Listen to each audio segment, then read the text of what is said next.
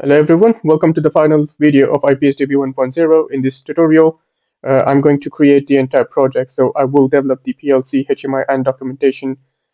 So I am going to continue with the previous project. So therefore, let's just go ahead and import that.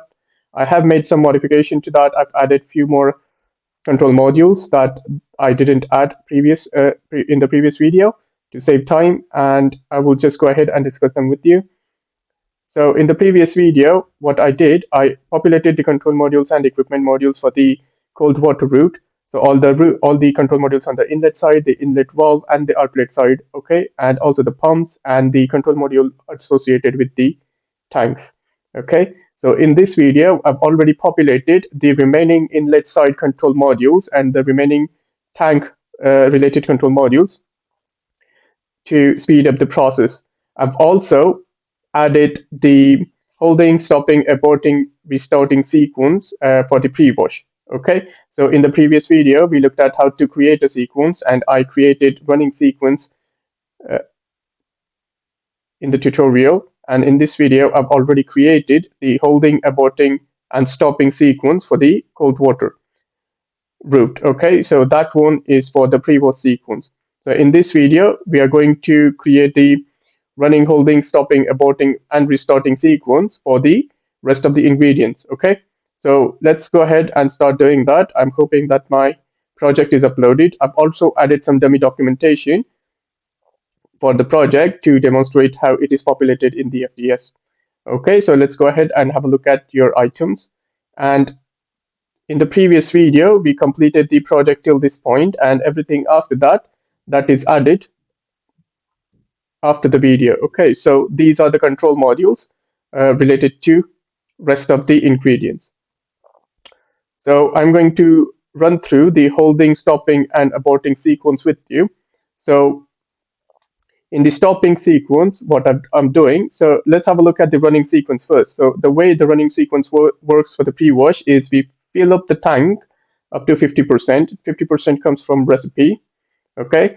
And once the tank is filled up to 50%, then we run the recirc for set duration of time by the recipe. And once the recirc is complete, then we discharge the contents of the tank in the outlet route. So that is my running sequence. Okay, so in holding sequence, if during running phase, when I'm filling up the tank and it's not reached to the required level, if I press hold and it enters into holding phase, then when I restart the sequence, I need to ensure that it is refilling the tank again. Okay, so that's what it does. When you are in recirc, okay, and you press hold and you enter into holding phase, then after restarting the sequence, you need to restart your recirc cycle again. Okay, so that's what I am doing in my holding phase. If you've already started to discharge the content into the outlet route and you enter into holding phase, then after restarting the running phase, I need to make sure that I continue discharging till the tank is empty. Okay, so that is the holding phase. And if I enter into stopping phase at any point, I will stop filling up the tank. Okay, and I will check that if there is any content in the tank. If there is any content, then I'm going to discharge the content of the tank into return route.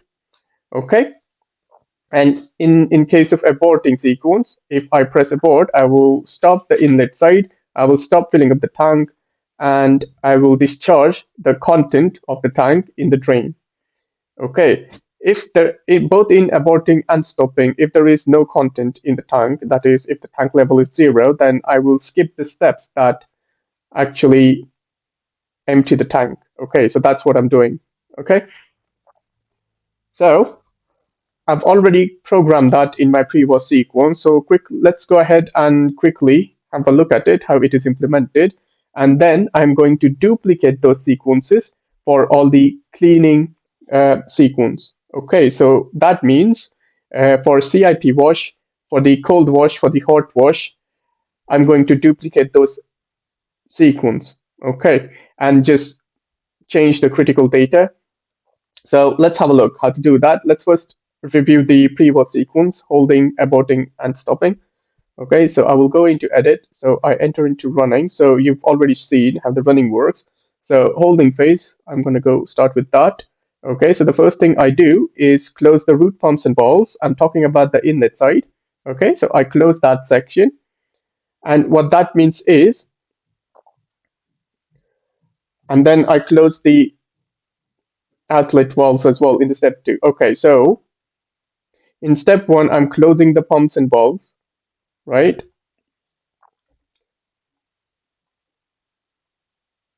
Okay, so I'm closing the inlet side, I'm closing the pumps, I'm closing the motor, and so the inlet side is stopped, okay, and the pumps are stopped. And once the pumps are stopped, I'm stopping the outlet, sorry, closing the outlet valves. So that's what I'm doing in step number two. Okay, so these are all outlet valves and the recirc valves. So when I say outlet valve, they are the outlet to the pump. Okay, and in the third step, I'm storing the running step number. Okay, so like I said before, if you were filling up the tank and you enter into holding phase, then you need to go back to filling up process when you restart the running phase. Okay, and same thing for the recirc and the discharge. Okay, so that's what I'm doing here. So if the running step number is equal to 1, then I will go back to step number 1. Okay, and if it is between 2 and 6, then I will go back to step number 2.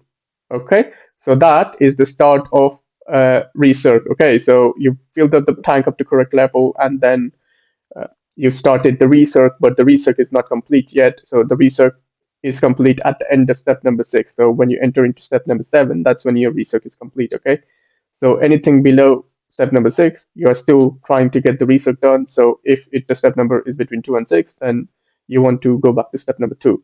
Okay, and similarly, if the step number is 7 or above, you want to go back to step number 7. Okay, so let's go ahead and do that. See if that's what it is doing. And yes, okay, so if the running step number is greater than 7, then you want to come back to step number 7. So that's the running step. Okay, so let's have a look at the stopping sequence.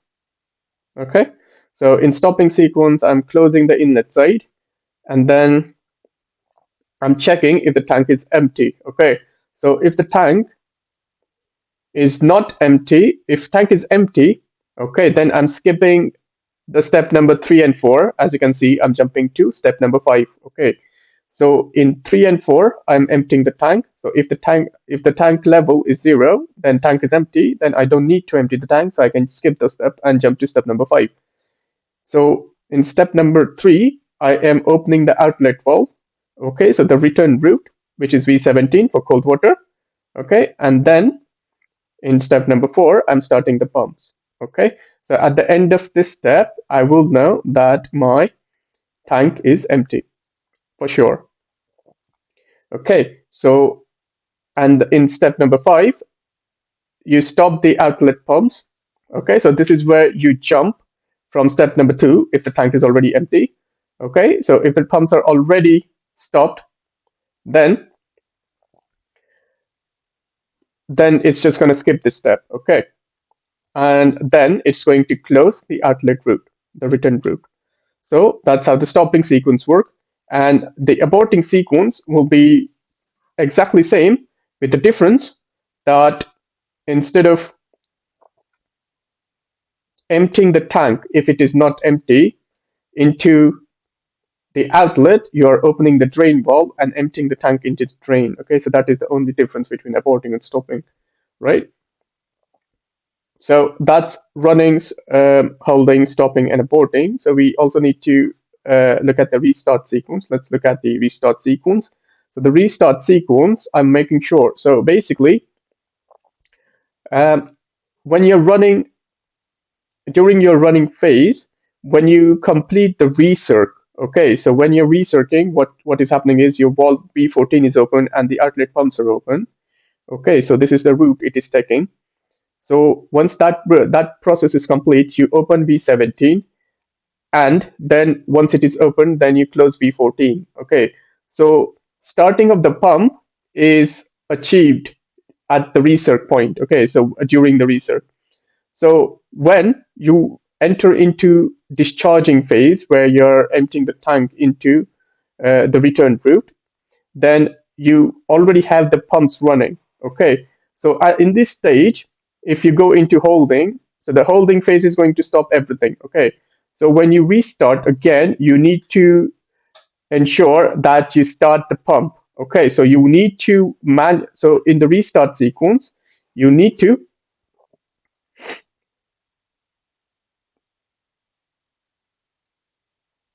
you need to make sure that your pump, you start them. Yeah, so to do that, what I'm doing is, if your running step number was less than 7, then you don't need to do that. Okay, so your running phase will make sure of that, so you can skip to step number 4, because in 2 and 3 I am ensuring that I'm starting my outlet pump. Okay, so if I go to step number 2, I'm opening the outlet route. Okay, and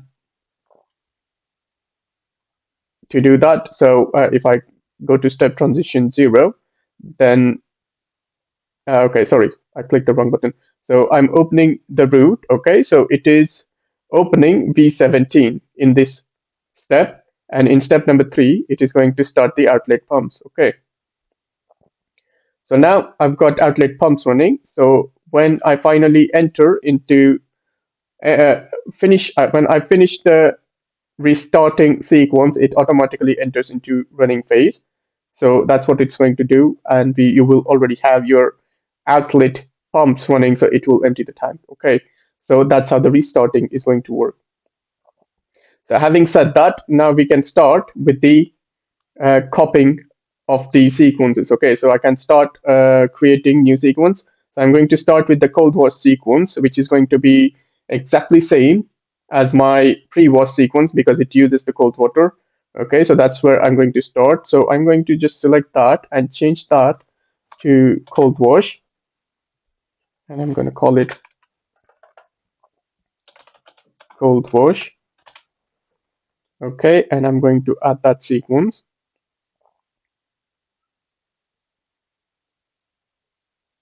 So now I've got a blank sequence for the cold wash. So what I'm going to do, I'm going to select pre-wash running phase. I'm going to copy that phase, and then I'm going to select cold wash running phase, and I'm going to paste it in that phase.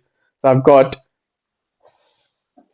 all my software or configuration for pre-wash running sequence will be copied across into cold wash running sequence. Okay, and then all I need to do is change the key parameters. Okay, so for instance,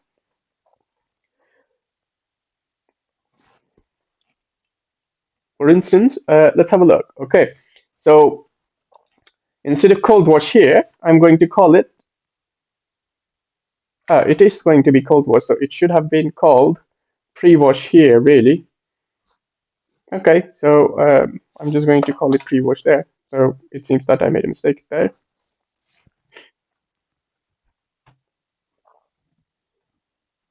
Right. No, sorry, I made a mistake. So that's a cold water header, which is correct. So that's a correct description. Right. So let's go have a look at the cold wash sequence. So you're still going to open the cold water header. Okay, so your inlet valve number will be same, so there won't be any change to that. Okay, cold water header route is open, so you're making sure that your tank level is increased by pre-wash level, but no, you want to make sure that it's increased by cold wash level, right? So when I was talking about the key elements, so you want to make sure the recipe parameters that are considered in the cold wash sequence are taken are for cold wash. Okay, and not for pre-wash. So because you copied the pre-wash sequence, it was looking at the pre-wash sequence set points, recipe set points, but it should really look at the cold wash sequence recipe set points. Okay, so you need to ensure that. So that's what you need to do. So I'm going to quickly go ahead and browse through all the steps and ensure that it is correct. Okay, that looks okay. Step number 3, start the motor. That's fine. Open the recirc. So this is going to be same. So you're going to open the recirc valve, and then you're going to start the outlet pumps. Okay, you're going to start the flow controller. The flow controller set point will come from cold wash. Okay, so that is going to be the change. right? If you're wondering where is that coming from, I've already added those recipe parameters in my previous recipe. Okay, so we had till pre-wash recipe flow rate in my recipe before, and now I've added for all the cleaning ingredients and my production ingredients. I've added all the recipe set points for them. Okay, so apologies, I forgot to mention that. So I'm just saying cold wash flow rate. Okay, so that should do it. And in the next, wait for the reset time. So that is going to be cold wash, right? Okay, so there is another mistake I made. So that should be looking at the cold wash sequence. So it should be looking at that. So I'm just going to double check that in my previous. So that should be okay. Research group, that should be correct.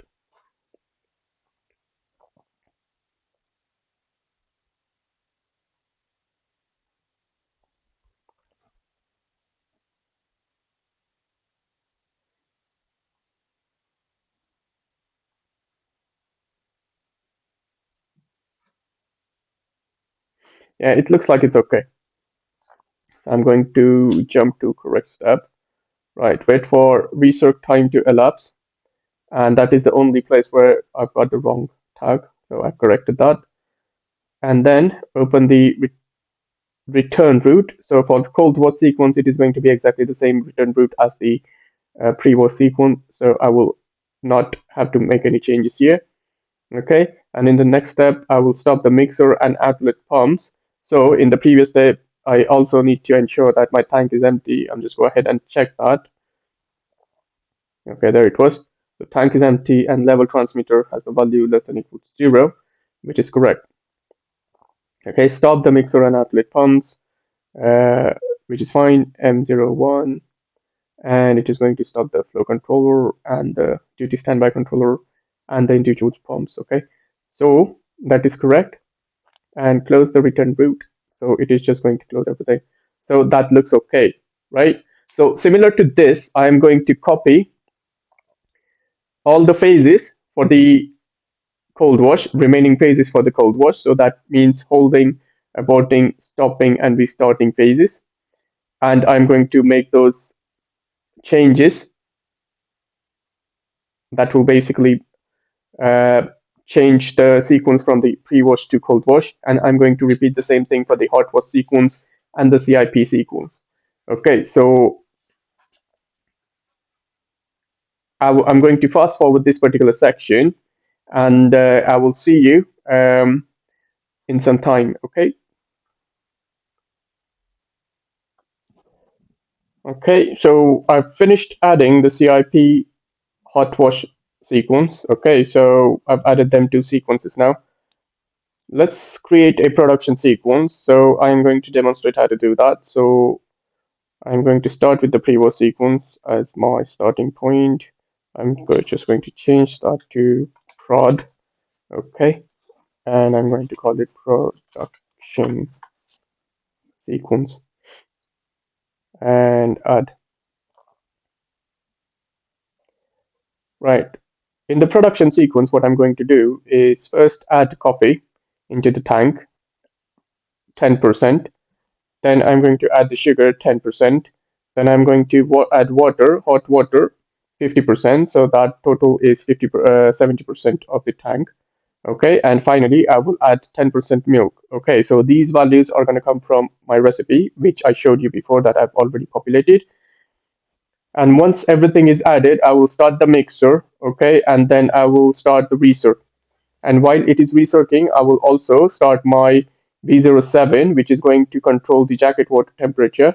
Okay, so it is going to keep cooking the coffee. Once that is done, I'm going to stop the jacket water heating and I'm going to switch from recirc to outlet. And in a step in between, I will also create a operator prompt to ask operator whether the coffee is okay or not okay. So if operator says coffee is not okay, then you're going to go back and do another research cycle. Okay. And if operator says okay, then the recirc will be stopped and you will start discharging the coffee in the return route, right? So let's go ahead and do that, implement that. Okay. So first I'm going to open the um, coffee route, right? So that is my R04. Okay, so I've already created the route. So I'm going to call it open coffee header and inlet valve. Okay, so open coffee header and inlet valve. So coffee header was R04, and I'm going to is running.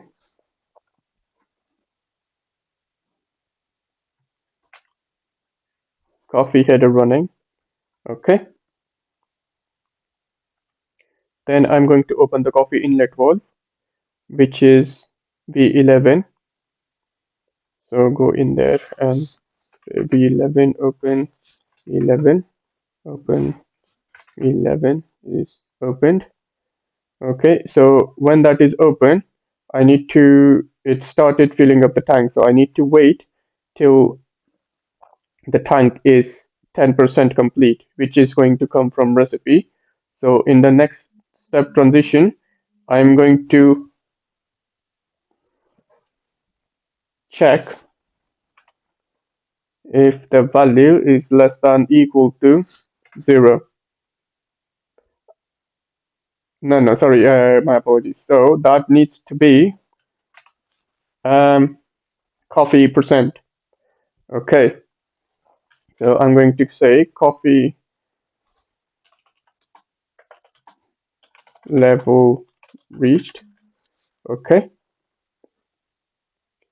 Um, uh, to be fair, I shouldn't say value is less than equal to. I'm going to say increased by coffee level reached. Okay. So at this point, I've got correct amount of coffee in the tank. So the next thing I'm going to do, in the next step, I'm going to have to close the coffee route. Okay, close coffee header and inlet valve. Okay, and that was R04. So that's my heat header. I'm going to stop that. Is stopped, right? And I'm going to close V11. Okay, so that is going to be in the next transition. V11, and that is closed. V11 is closed, right? Okay, so now at this point, I've got correct amount of coffee in the tank. I've closed the inlet side. So the next thing I want to do is open my sugar route and the inlet valve. Okay, and then wait till my tank level is increased by sugar percentage, which is 10%, and then close the inlet route and the inlet valve, and then repeat for other ingredients the same way. So I'm going to fast forward this section. Okay, so I've added the rest of the ingredients in my tank. So the next thing I want to do is I want to start the mixer because now I've got plenty of content in my tank. And then after that, I'm going to open the research route, okay, which is going to be copy from previous sequence. And then I'm going to start the add reset pump, which is also going to be copy.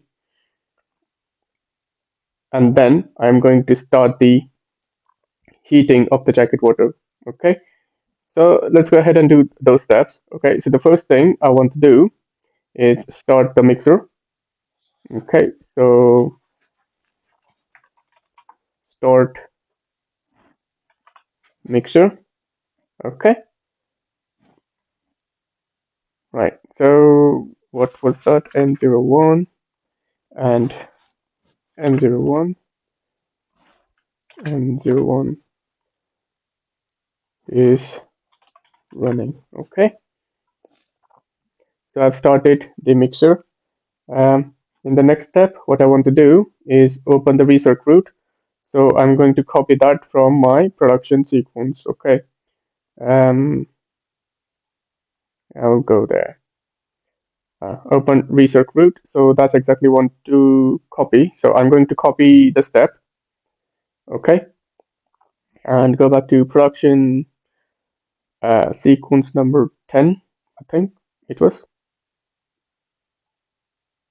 Yeah, start the mixer and then open the research route.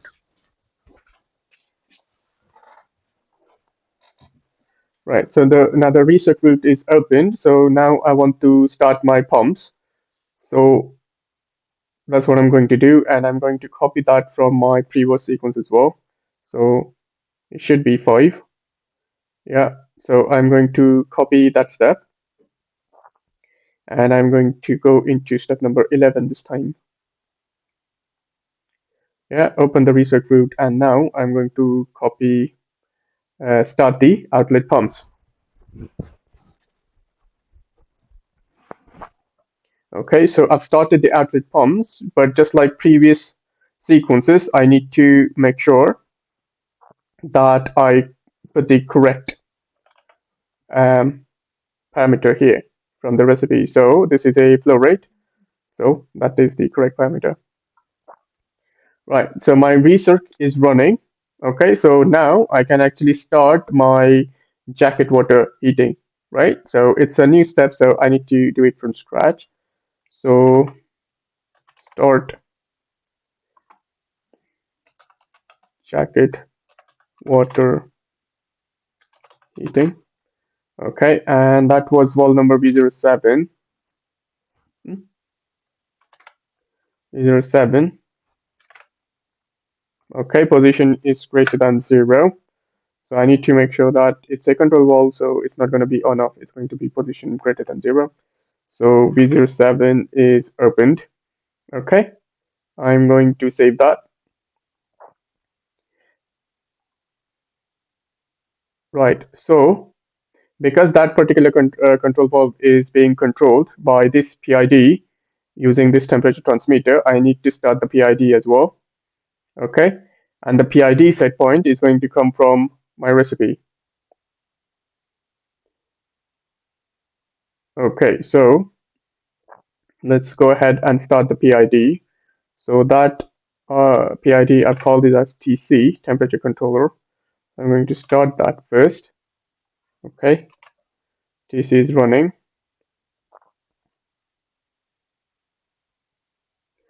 Right, and I also need to be fair, I'm going to set that from my HMI.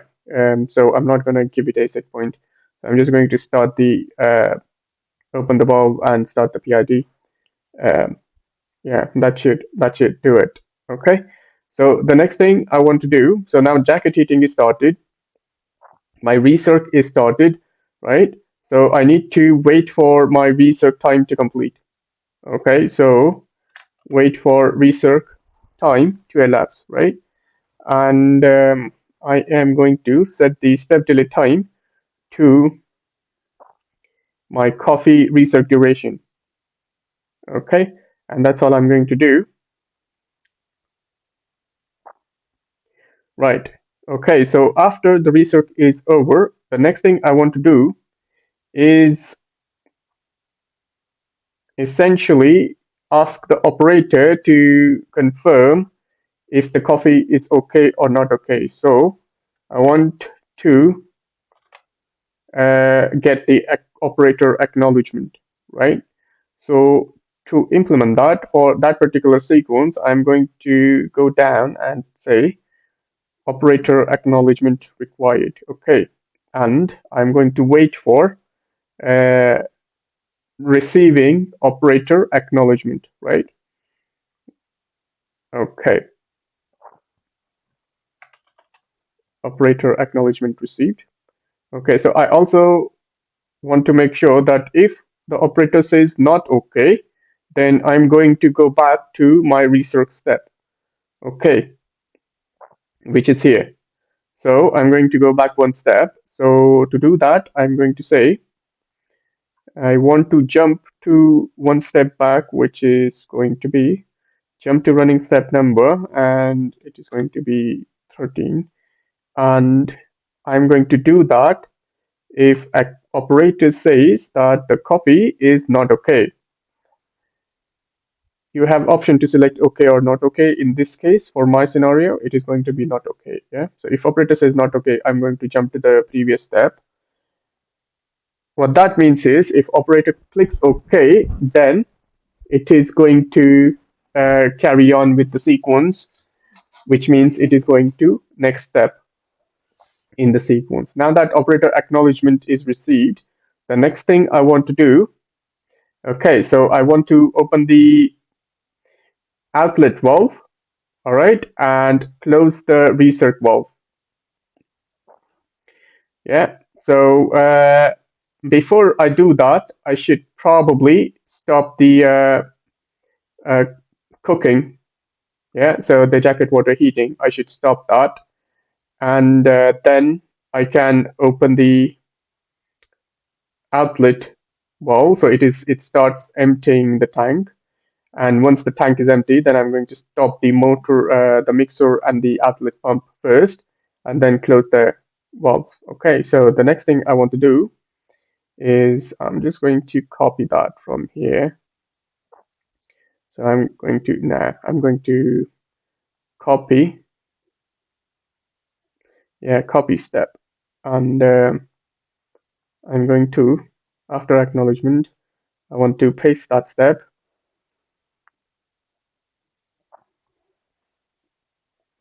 Yeah, so now instead of open, it will be close, and it is going to be less than equal to 0. And that is going to say closed. Yeah, and I also need to make sure that my temperature controller is stopped as well. So to do that, I'm going to come here and say stop and check that it has stopped. Okay, so that is going to ensure that temperature controller is stopped. Right, so after that, what I want to do is open the outlet route. Okay, so in this case, it is going to be V19, but I can actually copy that step from pre-wash. So I can't remember what step number it was, but um, I'm going to jump on step number 8 and see. Yeah, so that is not the correct step. Open the return route, that is the correct step. Copy that, and in the production, I was on step number 15, I believe. No, next step, and I'm going to paste it here. Okay, so now it is going to open the return route, but of course this is the return route for um, pre-wash sequence, so I need to make sure that I am looking at V19, which is the return valve. Okay, and I also need to make sure that V17 and V17 is closed and V19 is opened. V17 close.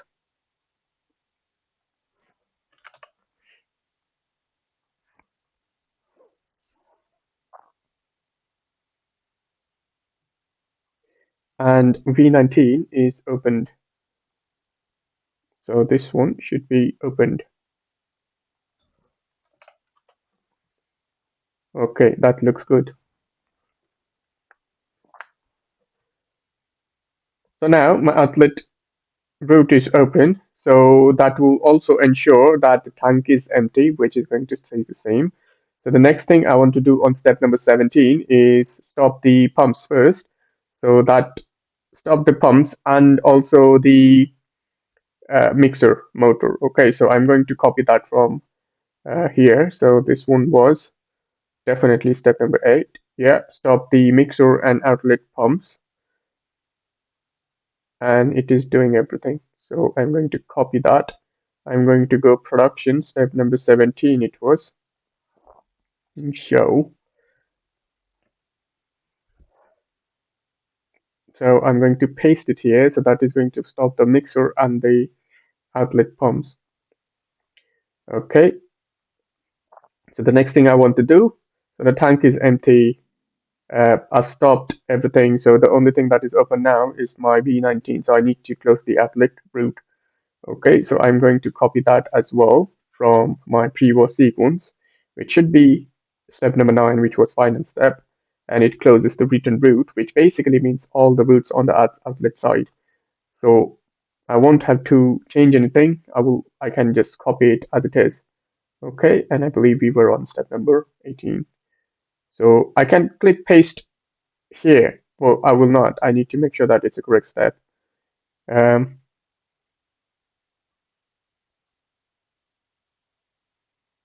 sorry, see, production sequence, step number 18 and 17 should be that. And yes, 18 is the correct step number, and I can paste it. Right, so now I'm closing all the loops. So that concludes the production sequence, right? Running phase of the production sequence.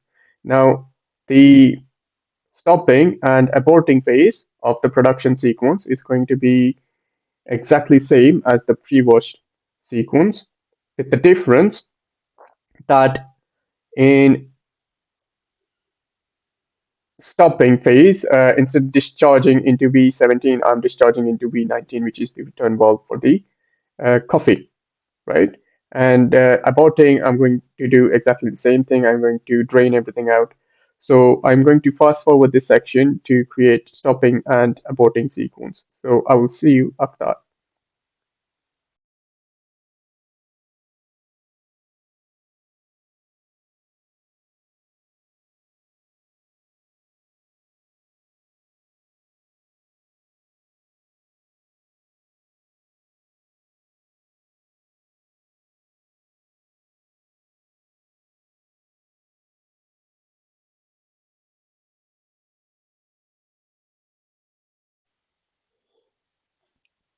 Okay, now that we've finished the aborting sequence, let's look at the holding sequence for the production. Right, let's go to that. Okay, so first we need to look at the running sequence, what we're doing, right? So in the first step, I'm going to open the header roots and the associated inlet valves, right? So now that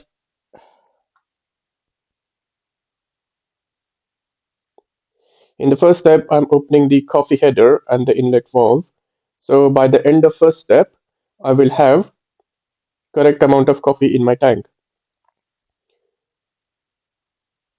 So which means if I press hold on my on the HMI, if I enter into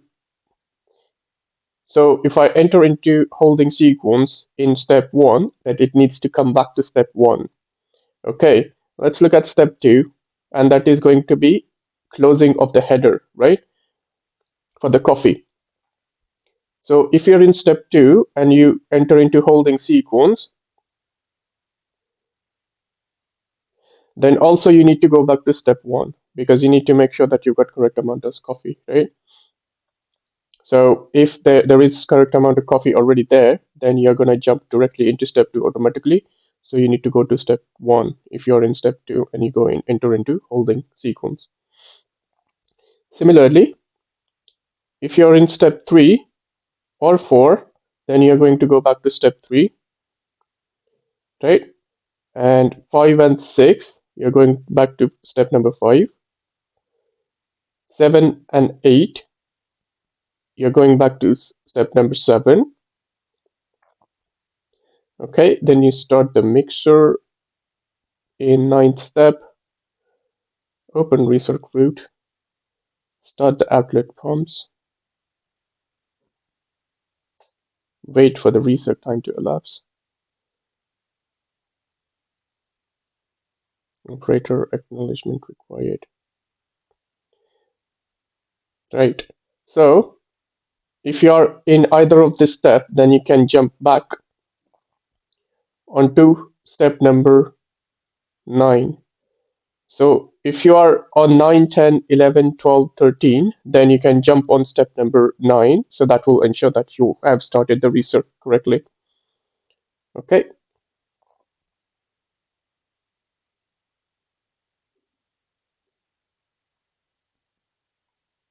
So after 13, which is operator acknowledgement required, you're going to start the outlet route, right? So if you're in 14 or if you're in step number 14 or above, then you can come back to step number 14, right? So that's what we are going to do, and that will be our holding sequence, right? So the first thing we are going to do in holding sequence is close everything, valves, routes, and pumps. Okay, so let's go ahead and do that, right? So first I want to close everything, right? So I'm going to say all routes, pumps, and valves. Okay, so the routes involved here are 3, 4, 5, 6. So I'm going to close them. 3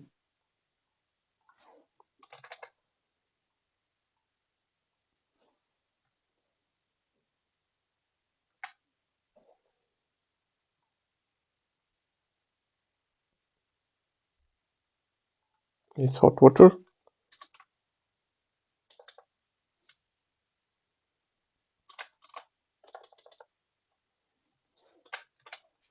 R03 stopped. Okay,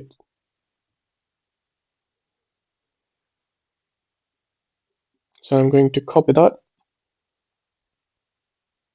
paste it,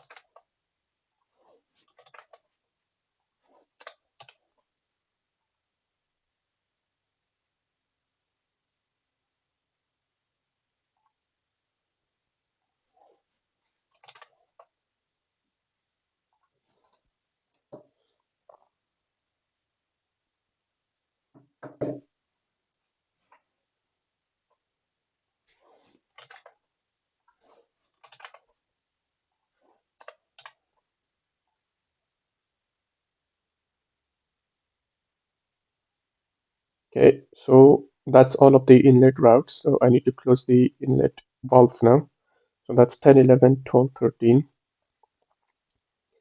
So if I go to the next transition, 12,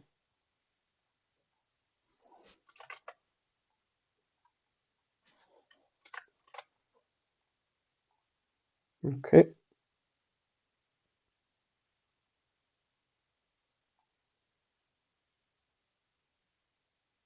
it's 10.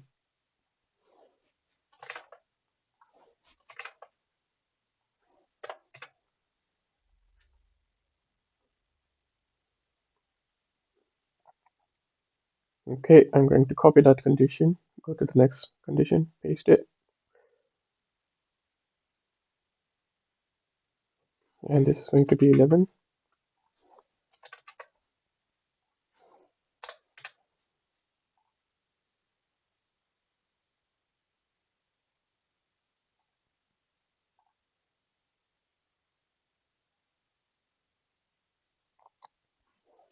12,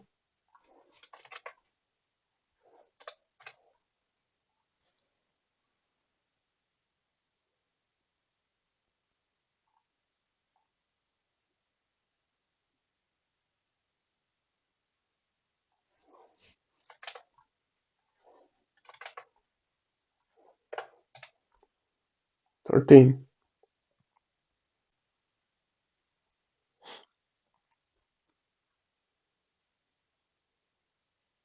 Okay, so that's all the inlet valves. Now, after the inlet valves, I need to close V07, PID, the mixer motor, and the outlet pumps. Right, let's just go ahead and do that. I'm going to go to the next transition step, paste it,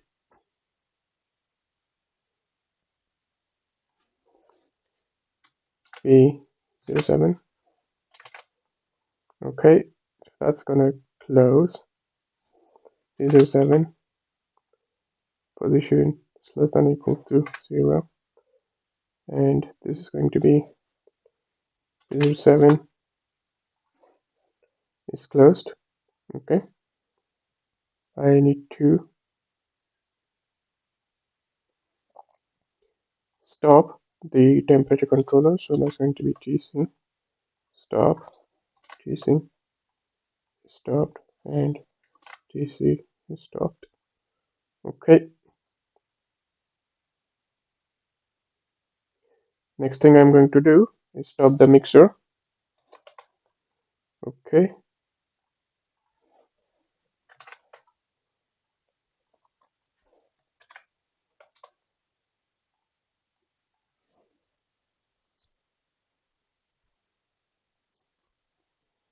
okay, so the mixer is stopped. Now I want to also make sure that my outlet pumps are stopped. So you do that using DS01 stop, DS01 stopped, DS01 stopped.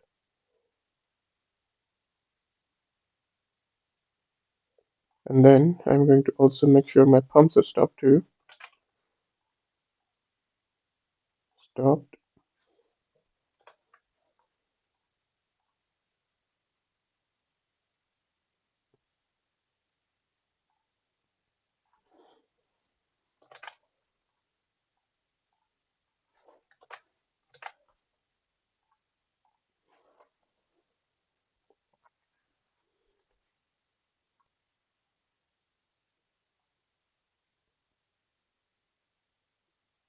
Okay, I need to stop the FC as well, flow controller.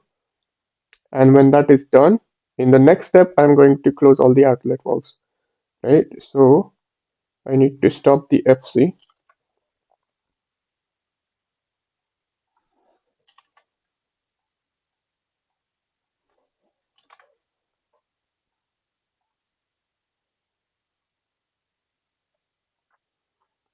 Right, okay, so I need to ensure that my outlet pumps stop before I close the valve. So that's why I need to close the valves in the next step. So that's what I'm going to do. And I'm going to say close outlet valves. Okay, and to be fair, I can copy this step from pre-wash holding. So if I go here, it's the same step, close the outlet valve. So I can literally copy that. And then I'm going to go back to my production sequence and paste that step here.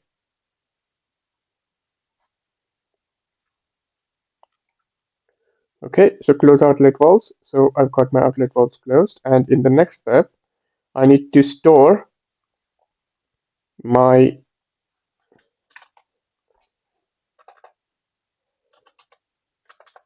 um, correct sequence number. So I'm going to go here. Yeah.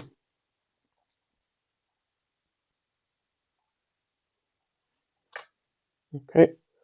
So as we discussed before, if you were in production sequence running step number that is equal to less than equal to less than equal to 2, then I'm going to jump. No, I'm not going to jump. I'm going to set the step number for the running sequence to 1. Okay, and quick save. So for step number 3 and 4, I'm going to go back to step number 3. So to do that, I'm just going to copy this and paste it.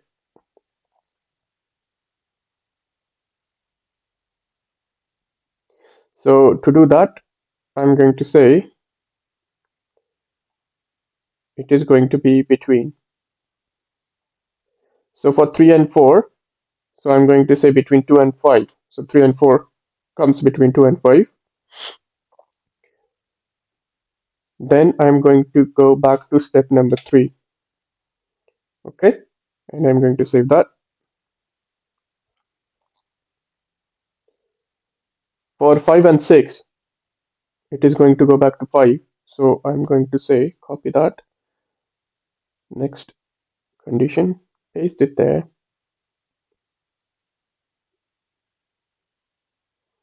Right. So for 5 and 6, so it is going to be between 4 and 7. You're going to 5. Okay, save that.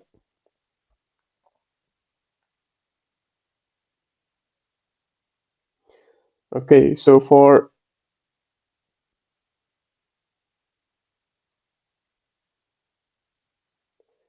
7 and 8, you're going to go back to 7. Right. So I'm going to copy this. I'm going to the next condition, paste it there. I need to go back to 7 for 7 and 8. So this needs to be 6 and that needs to be 9. And I'm going to save that.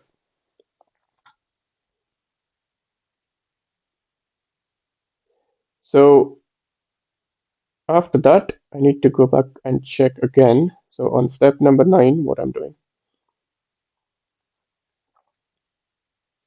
Yes, so from 9 till 13, I believe we are trying to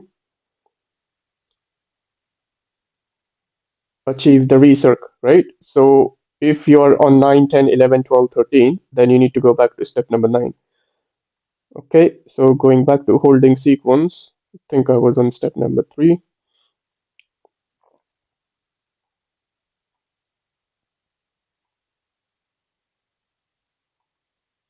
Right, so because it's a between condition, I can copy this. I'm going to go back there, paste it there. Right, so I need to go back to step number 9 for the running step number between 8 and 14. Okay, and if your running step number is equal to 14 or above, then you need to go back to step number 14. So I'm going to copy that, go to the next step, paste it.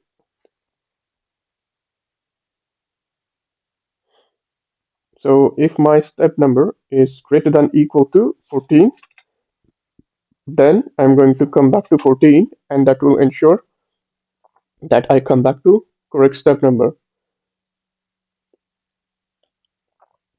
Okay, and that's pretty much it. That's all you have to do in the holding sequence. So that concludes our production sequence. Now the next thing I'm going to do is create a batch sequence that will run individual sequences one by one, right? So let's create a batch sequence. I'm going to use that as a template. Let's call it batch.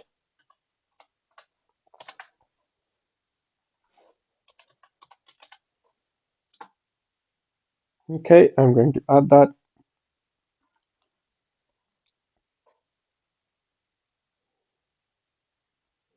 Okay, go back to running.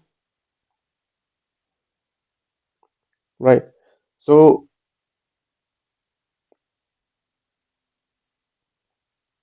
the first thing I'm going to do is run the pre-wash, right? So on the tank.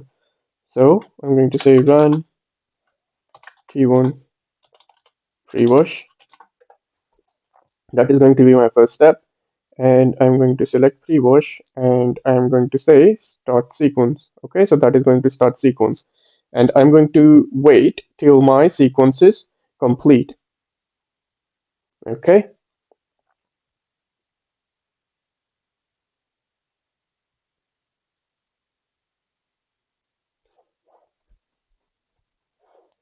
So the end will be pre-wash sequence complete. Okay, so I'm going to save that. So pre-wash sequence is complete. The next thing I want to do is carry out the production sequence, right? So let's go and do that. So the next step, I'm going to say production sequence. So start production sequence. I think I called it run last time. So let's go and select that. And I'm going to do exactly the same thing. In fact, I'm going to go back to be fair and copy that step because I don't want to mess the description. I want to keep it the same way. So I'm going to paste the step. Okay, and instead of this, I'm going to say production, right? And just going to select production there.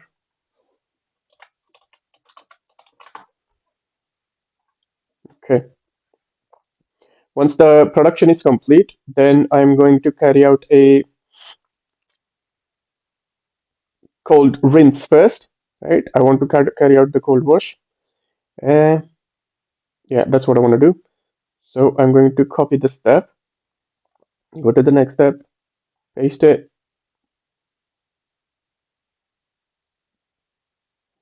Then I'm going to carry out the cold wash, cold wash, and CW.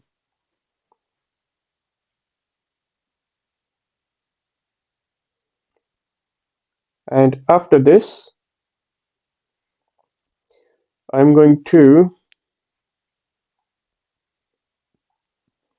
carry out CIP wash. So with the detergent.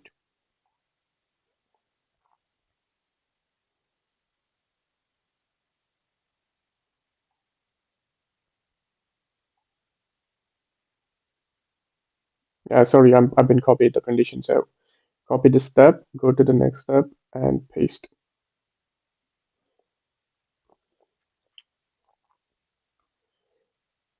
Okay, so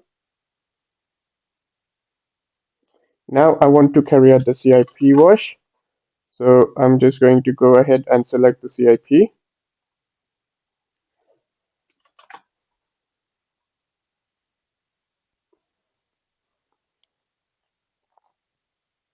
Right? So I'm going to copy that step. And finally, I'm going to do the hot wash. So going to the next step, paste it.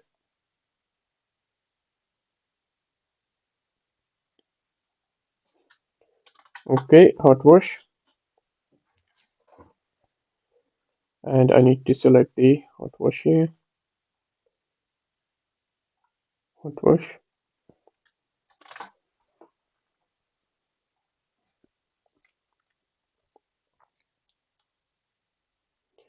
Okay, so at the end of step number 5, we've completed all our sequences and the production. So we've cleaned the tank, carried out the production, then cleaned the tank again.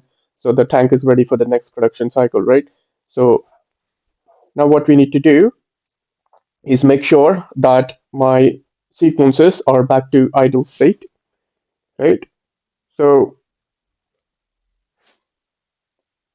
to do that, I need to add another step and say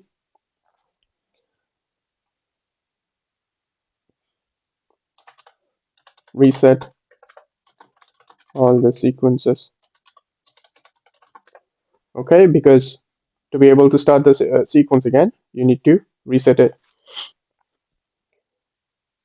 Okay, and to do that, I'm going to go through each sequence and reset sequence. So that's the one we are going to use, and it needs to go back into idle state, right? So rewash sequence in idle. Okay, is idle, save. Okay, I'm going to copy this condition, go into the next step and paste it here, right? So this time I'm going to do it for the production sequence. So I'm just going to go ahead and select the production.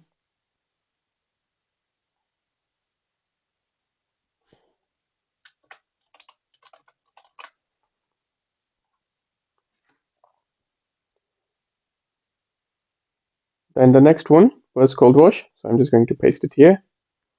You can see how fast it is to develop your sequences in this one. Cold wash, cold wash, and that is going to be cold wash. So, okay, and then it was CIP wash. So I'm just going to do that.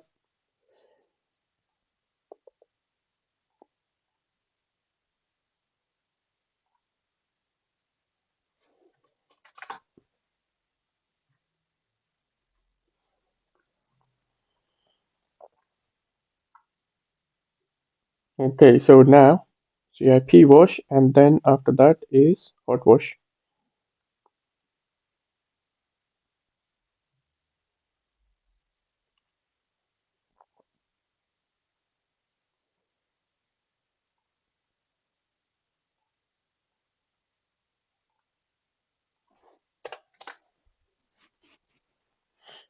Okay,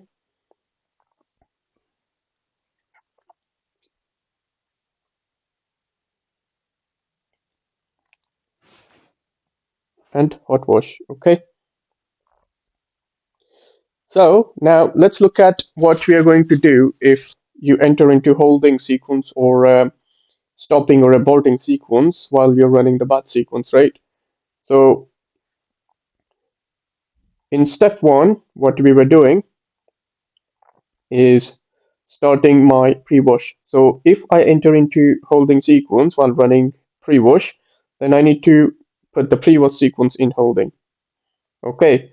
And in the next step, I was running production, so I will put my production in holding if I was to enter the holding phase while running production, right? And same thing for the others. So I'm for step number one, I'm going to come back to step number one. Then for two, I'm going to come back to two, three to three, four to four, and five to five.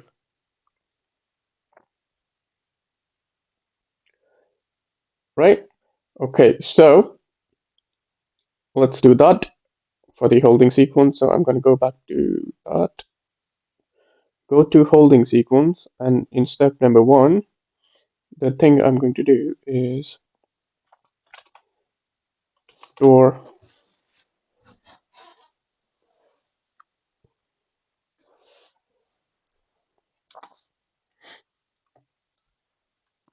running step number four, restart. Okay, I'm just going to accept that. And I want to say set running step number two for one. I'm going to say one, right? So if my running step number is equal to one, then I want to go back to one. So I'm going to set it to one.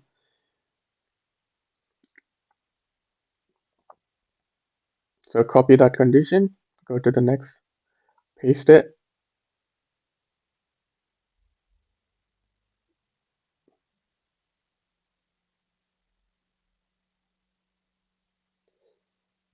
For two, I'm going to set it to two.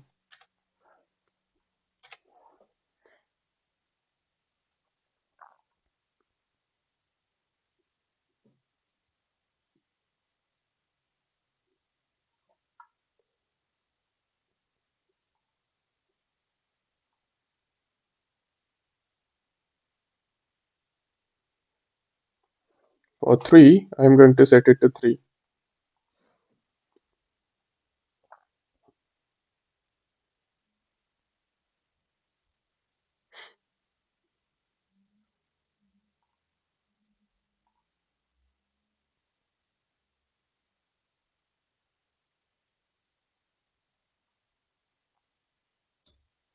For four, I'm going to set it to four.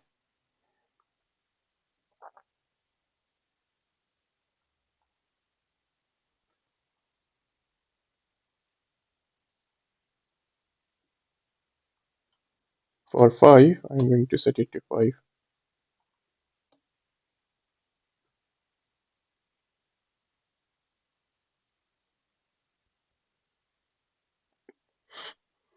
Okay, so 1, 2, 3, 4, 5.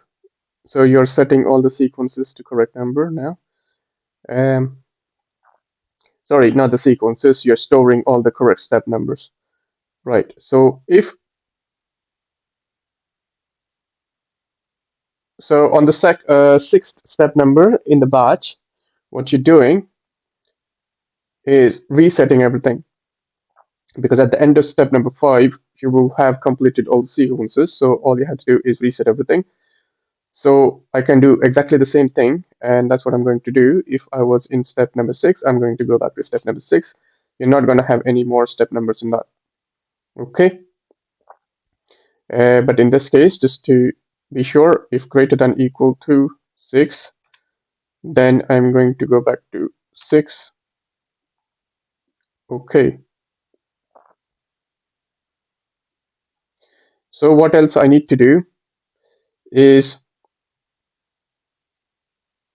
I'm going to go use the next step for this. I'm going to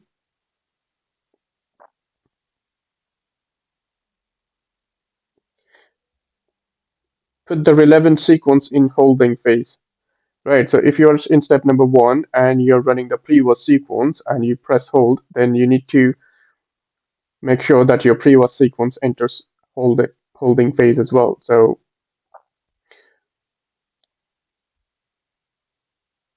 what I'm going to say is put the subsequences in hold.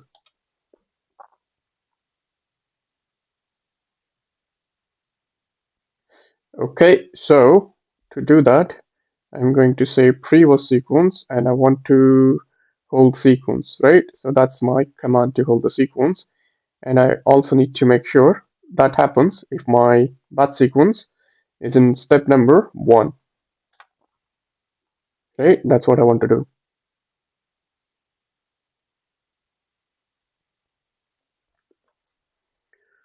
Okay, so I'm going to copy that. If I was in step number 2,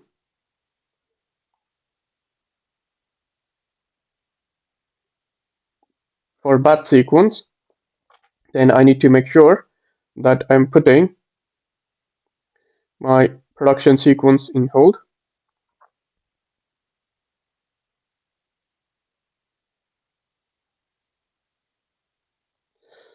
Okay, and next thing I'm going to do,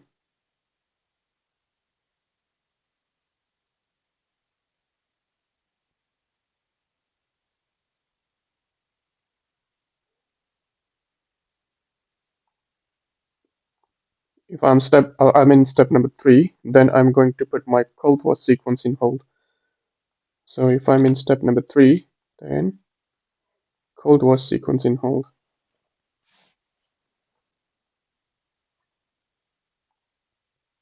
If I'm in step number 4,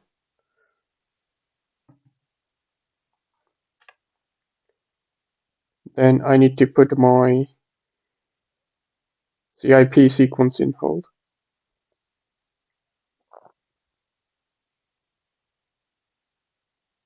Okay, and if I was in step number 5 of the batch sequence, then I need to put my hot water sequence in hold.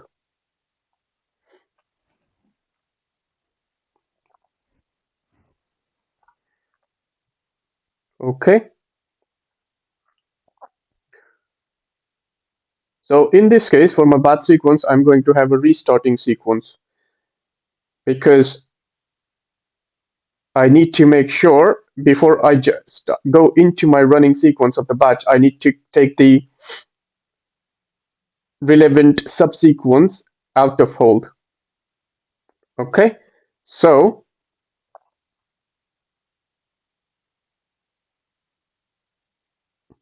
next thing I'm going to do is configure my restarting sequence. But to do that, I'm going to copy my holding phase, okay, and paste it in my restarting phase because I need to make the decision based on my step number.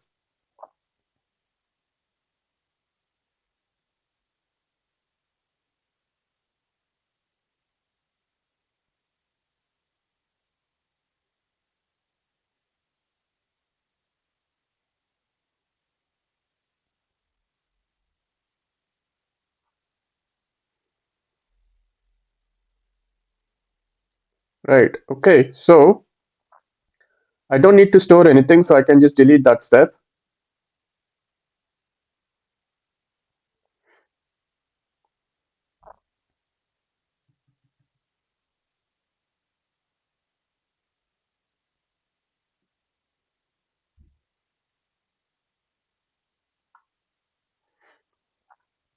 Okay, so I've deleted that step, so my step 2 becomes my step 1, right? So now what I want to do is, if my step number was 1, then I need to restart the sequence, okay?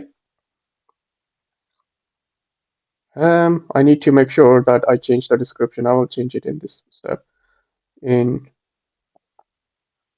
So I'm going to say restart subsequence. Okay, restart subsequence. So all I need to do is select the restart here.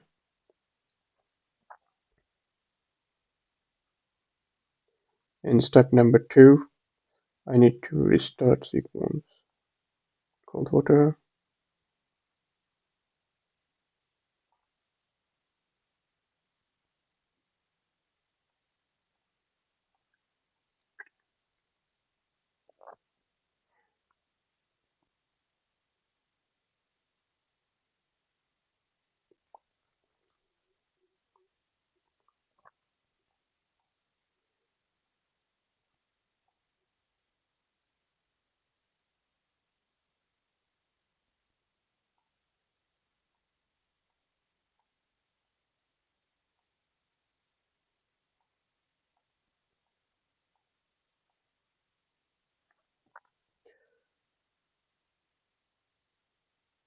Okay, so that finishes our restarting sequence.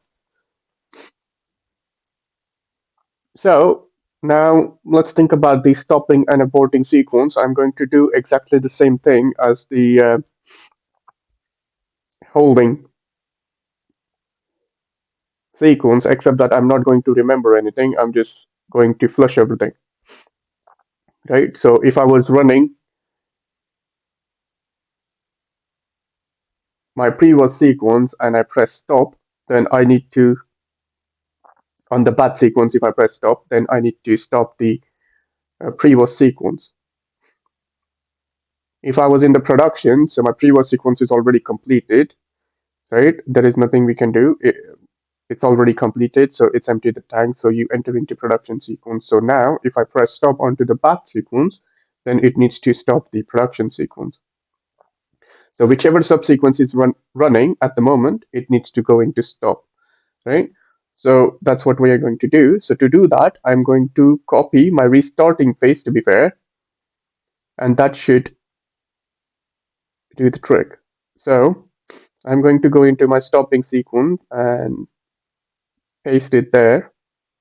And same thing is going to happen in aborting sequence as well. So I will repeat the same procedure for the aborting sequence for the batch.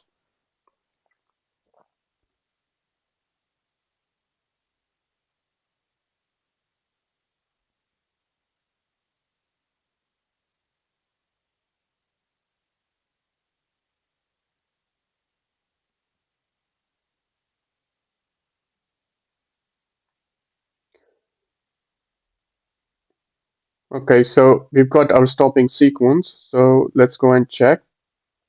I'm going to start from condition 0, right? So my description should be stop subsequence, right? So if I was running step number 1 in my batch sequence, that means I'm doing the pre-wash. And if I press stop, then I need to simply stop the sequence, and that's it. Okay, so I'm going to do the same thing for the others.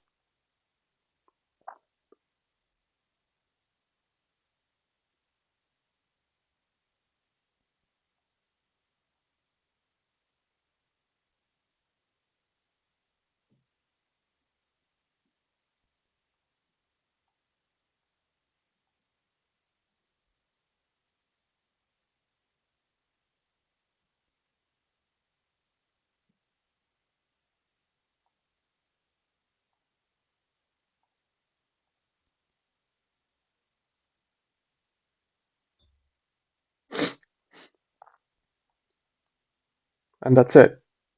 Okay, so I'm going to repeat the same procedure for the aborting.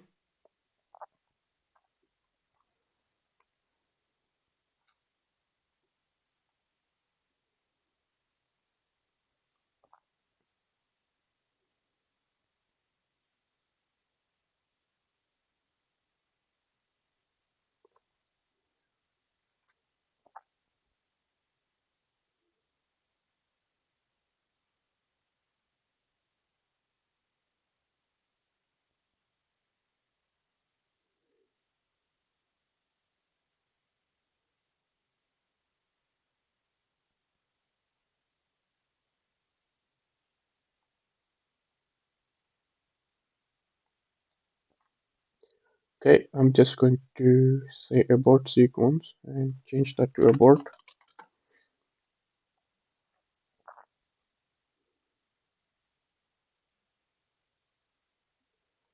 Next, abort.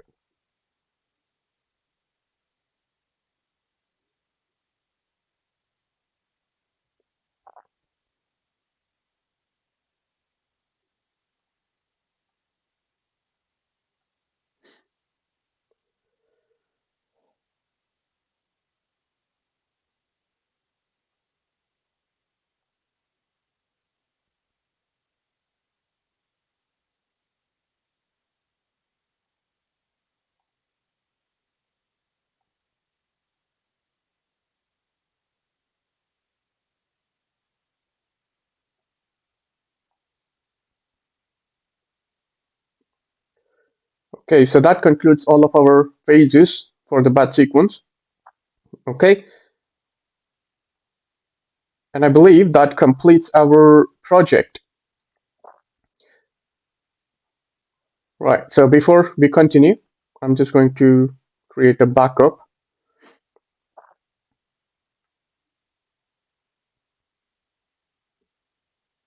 And depending how large your project is, this could take a while.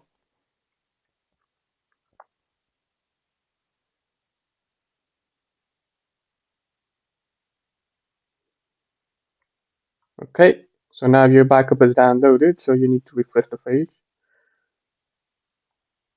Okay, showing the folder.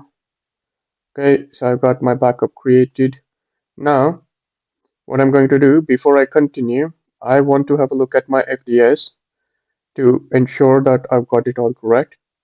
And if I've missed anything, I can just edit that before I continue with the coding, right?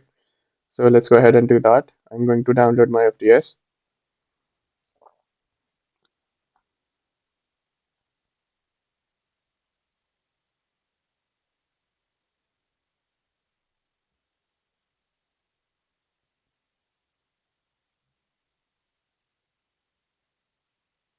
I need to remember all the files are going to take longer to download because you've got a big project this time.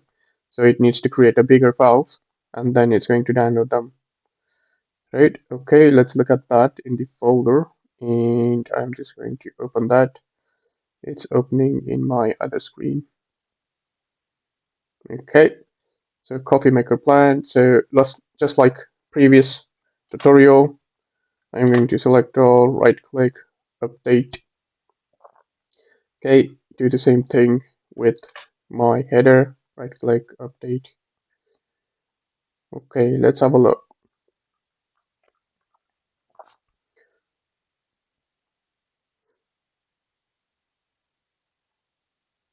Okay, I did not make any changes to the hardware, so technically I could do that.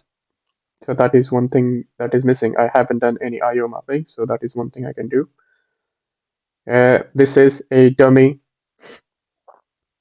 text that I entered as a project summary, so that's what it is done, is just copied that, and it's the dummy text again, right? Okay, let's have a look at this. So the CIP sequence. So for the documentation, I do want to arrange the sequences in the correct order. So before I continue, I'm just going to do that, right? So it documents it in the order you created it. So I want the batch sequence first, and then I want the pre-wash, then I want the production, and after production, it was cold wash, cold rinse, basically. I called it cold wash. Then the CIP, then the hot wash. Okay, that's the order I want it in. Okay, let's have a look at that. Okay, so the first thing we did was in the running phase is you start the pre-wash sequence and you make sure that the sequence is complete, right? And same thing for the production, cold wash, CIP wash, and hot wash, right? And in the final step, we reset all the sequences and it's documented it correctly. In the holding sequence, what we were trying to do is first store the running steps. So if the batch sequence was in step number 1, then I was setting the step number to 1. So this is a memory store. Okay, so there was no conditions. We just had actions in that step. And same thing with the step number 2, step number 3, 4, and 5, and 6. Okay, so it's documented that correctly. So I also wanted to make sure that I put my subsequences in old. So to do that, if my step number was in step 1, then I was triggering hold sequence. Okay, and same thing with step number 2. I was putting the production sequence in old, 3, 4, 5. So that's all documented it correctly. That's exactly what we intended to do. In the restart, we're going to do same thing as hold, except that we are going to put the C subsequences into restart. Okay, so we are going to invoke the restart command instead of hold command. And same thing with the stopping sequence. We are going to invoke the stop command, and with the aborting sequence, we are going to invoke the abort command. So as you can see, it's documented everything correctly, right? And the pre-wash sequence, we can go through this again, but I think we've had a look at this before. For the running step, but we can have a look at the holding step. So the first thing we were doing was close the roots, forms, and valves, and you're closing the root, the inlet valve, the mixer, the duty standby, equipment module, and then you're making sure that the pumps are actually stopped before closing the outlet valves, right? And those are all the outlet valves. So it's documented all of that correctly. And then I was storing the running step number. So if my previous sequence was in step number 1, then I was setting the step number at 1. Between 1 and 2, between 1 and 7, then I was setting it at step number 2, and so on and so forth. So it's doing exactly what we intended it to do. So it seems like it's working fine so far. There is no problem. Let's have a look at our rest of the documentation quickly. So I've got documentation for individual control modules. And yeah, so all the control modules are documented correctly. So roots.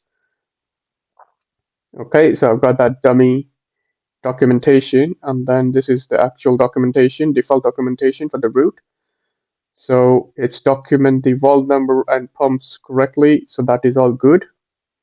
Let's look at the engineering side. So I still have just one set point, but on the recipe side, look, this is missing. So I haven't set any parameters, so I've forgotten that. So I can go back and do that. So two things I need to do is do some IO mapping and configure the parameters because they're at the default value of 0, right? So I'm going to configure the parameters. I'm not really going to do any IO mapping for this video. Okay. Um, so let's go back and do that. So yeah, I'm going to delete this copy of the FDS. So delete that. I'm going to delete the backup as well. I don't like the copy, right? So I'm going to go back into that and go to edit configuration. And now I want to fill up till P18, right? So till P12, it's going to repeat the whole same thing, but obviously you don't have to repeat the same thing. You can have anything you want. And then from P13, it's your individual ingredients for your production, right? So let's first do the till P12, right? So I need to select the recipe. So that's going to be 50.0. So 1, 2, 50.0, 1, 2, 1, 0. Then that's going to be 20. That's going to be 5. I think I'm going to improve the user interface for this so it's not very obvious because you have to remember what P6 is. Um, so I'll probably make it really large form, but a user-friendly one. Okay, so that's 12. I'm going to click upload, update, sorry. And that I should have till P12, then 13, 14, 15, 16, or so duration, I'm going to have 20 and 5, same for 17 and 18. Okay, for 17, I'm going to have 20.0, 5.0. Okay, and this was my coffee, so I want my coffee to be 10%. Then my sugar, 10%. My hot water, I want it to be 50%. And my milk, I want it to be 10%. Okay, and update.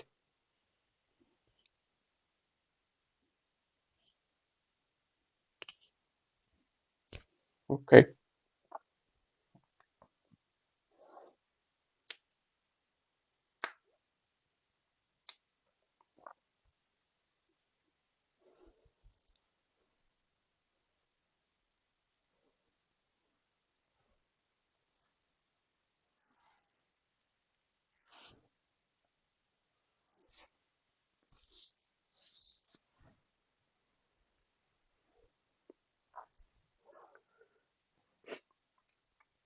right, so that's all done. So I'm going to go ahead and create a backup again. And let's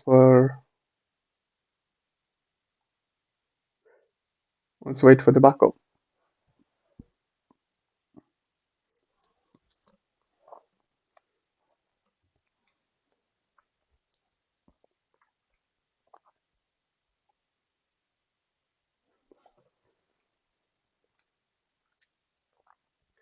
Okay, so I opened my download folder and there's my backup.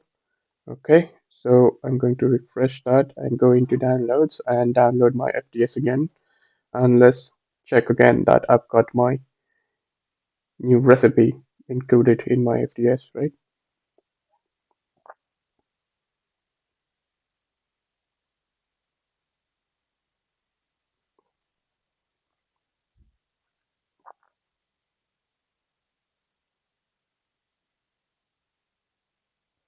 Right, so it's finished the download. So I'm going to refresh it. Go back here, I got the FDS again. Again, enable editing, Control A, right click, update, and Control A, right click, update, and close. Okay, so it's done that again. So first I want batch, then I want production, then I want cold wash, then CIP. So the first thing I want pre-wash there. Pre-wash, production, cold wash, CIP, and hot wash. Okay, save that. Right, going down here, let's look at the recipes. And as you can see, I've got my recipe parameters configured.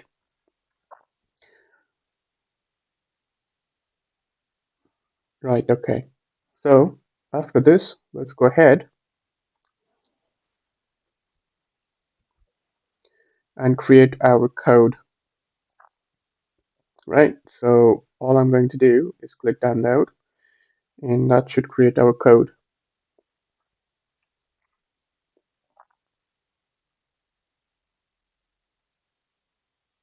Okay, so if I go here, I've got my L5X here. So I'm going to refresh that page. I'm going to boot up my VM. So I'm going to pause. Okay, so my VM is now booted. I'm just going to remove that old file and copy the new file across. Okay, okay, so full screen. So that's my new file. So I'm just going to import that and let's see if it works. Right. So this is going to be a large project, so I'm not entirely sure how big it is going to be. We got quite a few sequences there.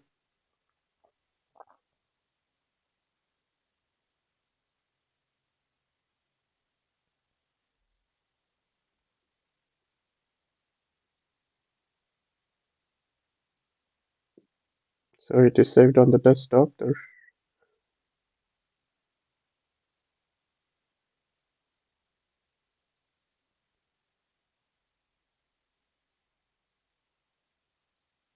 Sorry, I made a mistake. Sorry.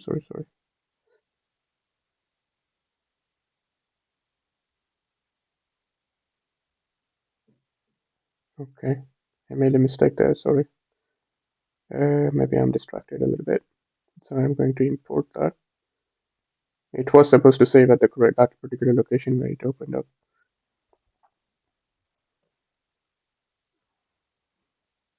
I don't like to save anything on the desktop because when you're editing the ControlLogix VLC, it creates those backups. I don't like that. You just end up with a bunch of files on your desktop, and yeah, it's better to have it in the default location. It's fine.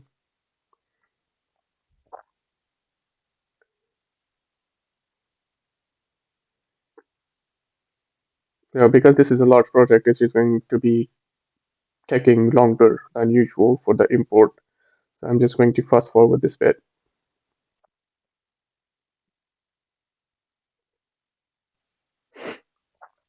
Right, let's just verify the code, and I've got all the code correct. Right, and let's just make sure that I've got all my hardware here. Okay.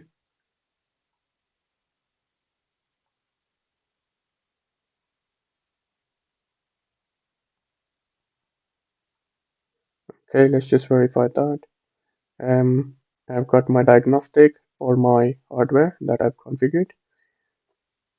Then I've got all my control modules, which looks all good, right? And then I've got my equipment modules, which also looks good. My pre-bus sequence. Let's have a look at my running sequence. Okay, start the cold water header, and what I'm doing is I'm starting the route 1, which is my cold water header, and when it starts running, that's when I am starting the opening the valve. Okay, so my transition conditions are my route is running and my valve is opened, and I've completed my required amount of water in the tank, right? So now I can move on to the next step, and then I'm closing the route and the valve. Okay, And then I am starting the mixer, then open the recirc route, that means V14, and make sure that all the other outlet valves are closed. And I'm checking V14 is open and everything else is closed. Um, then start the outlet pumps. I'm starting the duty standby controller and FC controller. So that's going to control which pump to run. That is going to give the speed input to the pumps, right? And I am sending the set point for my flow controller from my recipe parameter, right? And then I'm just making sure that my DS is running and FC is running. Okay, so the next thing I'm doing here is wait for the reset time. To do that, all I have to do is, well, set the value of my timer for that particular step. That's what it is doing. So once that is elapsed, it's going to go to the next step. Then I am opening the outlet route. So first I open the outlet route, so return route for cold water. And when that is opened, then only I'm closing the recirc valve. I'm still running my pumps, so that should be okay.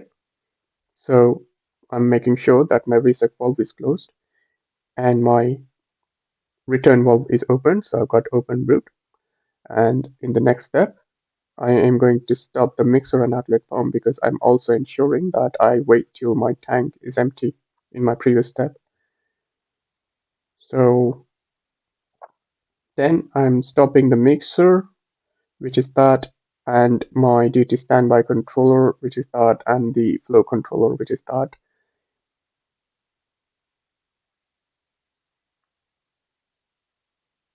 Okay, so it looks like it's done, it's configured on my code correctly, and it's working fine, right?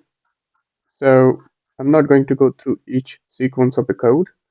I can just browse through that, making sure that I've got some code there. I'm going to assume that it is correct, right? I'm going to assume that it is correct.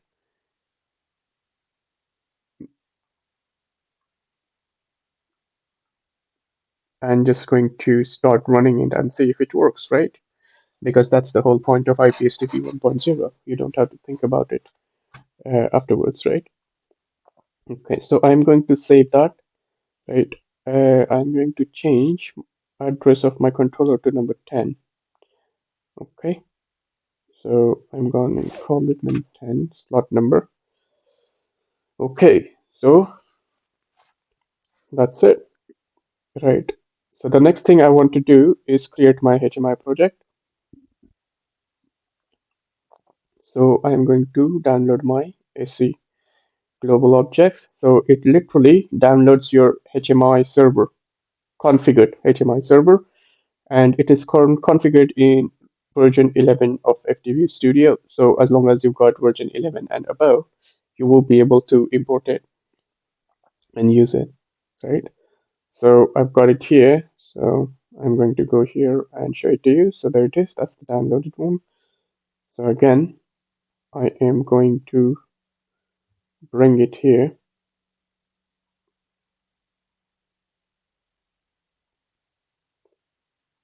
Okay. And I'm just going to open my FTV Studio.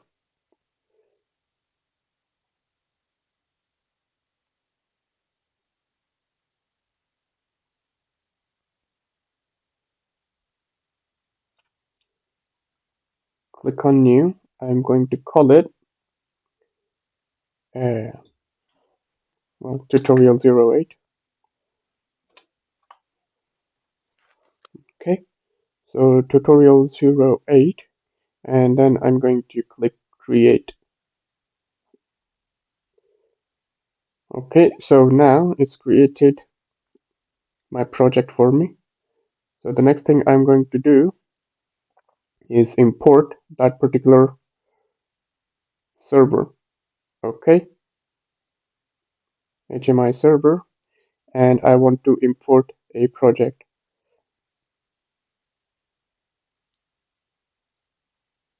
Okay, and then I'm going to select that project from the desktop to go back here. Yes, so I need to unzip it, right? So sorry about I forgot that particular step.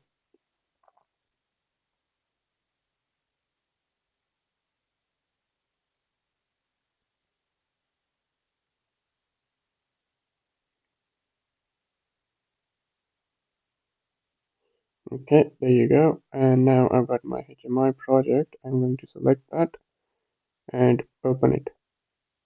Next, I want to call it T08 underscore HMI. Okay, and finish.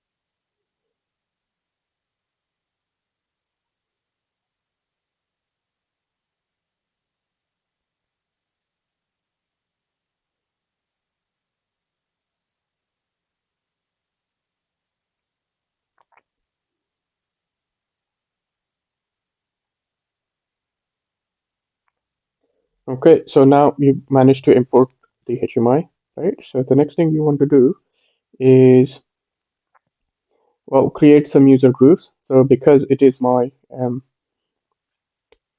Studio 5000, it's already got the engineers and operators user group, right? So you just need to create them if you don't have it, um, and you need to create your users. Okay, it's really easy to do that. You can just right click and go to factory talk users, and then you create your users, right? And then you need to create the user groups same way. The next thing you want to do is open your runtime security, and you want to um, add them user groups, right? So to do that, you double click. Um, so so you need to click on the security accounts, and then you need to add it from there. Okay, so I am going to say show groups only. That's correct. So I want to select engineers.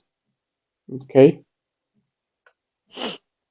and say okay. So when you say engineers, you also need to ensure that you disable the things that you don't want them to have, right?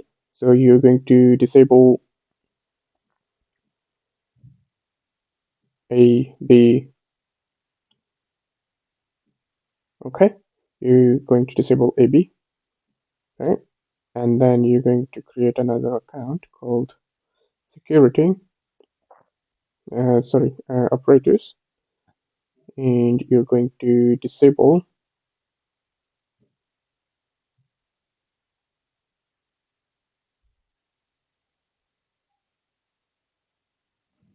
disable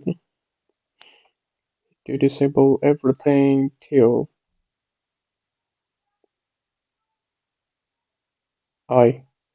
Okay, so I'm going to click OK, and then I want to create another one, and that is going to be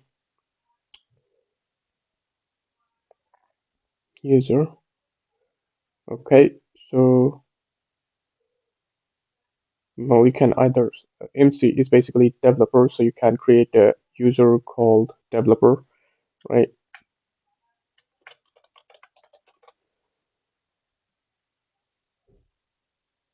With password, whatever.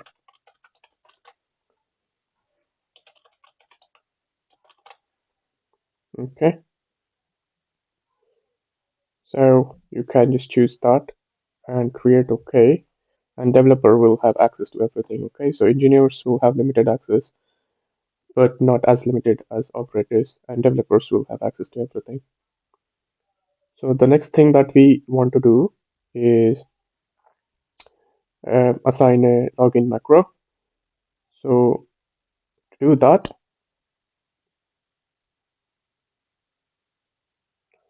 you're going to go you're going to go into logic and control and click macro, and you're going to select HMI login. So what that macro does is sends the information of the user group back to TLC. Okay, and you're going to do the same thing for others as well. So just do that. Yes, and now I click something wrong. Finish, accept, yeah, finish,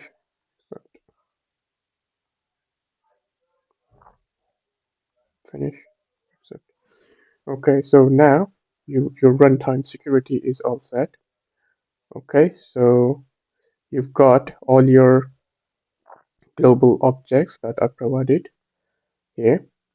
Okay, and all my faceplates are provided to you here. Okay, so the things that is going to change in your HMI are the main screens. Okay, not even the alarm history and alarm summary, but all other main screens you can change. And the other things that is going to change is the sub menu. So the navigation menus you need to change depending on your application. Okay, so in my case, I'm just going to have two screens really, one for my PNID and one for my recipe management. So I've already got a recipe management screen created for coffee. So I'm just going to use that, right? And then I also want my tank one screen.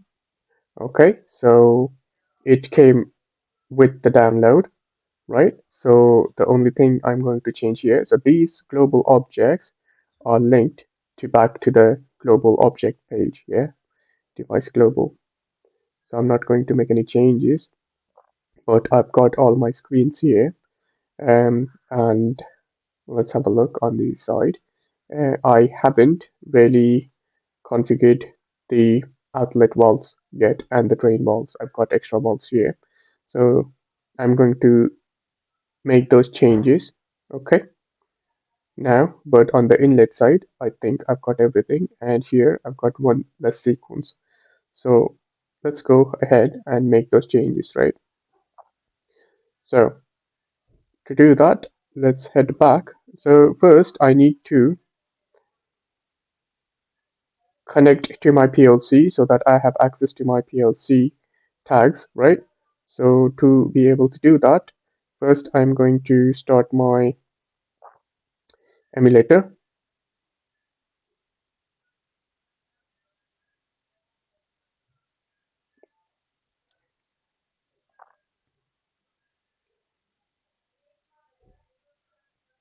I'm just waiting for it to have the run LED on. And once that happens, we can download into the emulator. Okay, so my emulator is now ready. So I can go ahead and download that. So I'm going to select number 10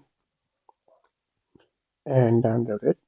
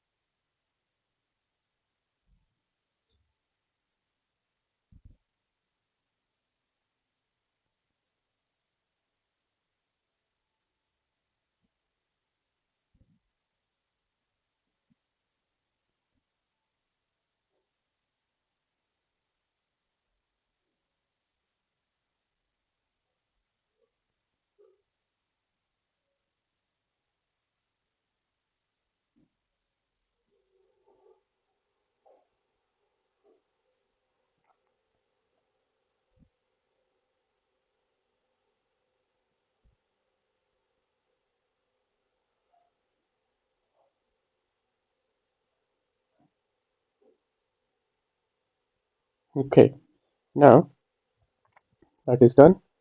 So let's have a look. I need to configure my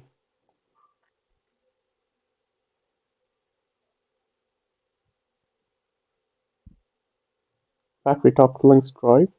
Okay, and then I'm going to click OK. So it's added that. So let's configure that.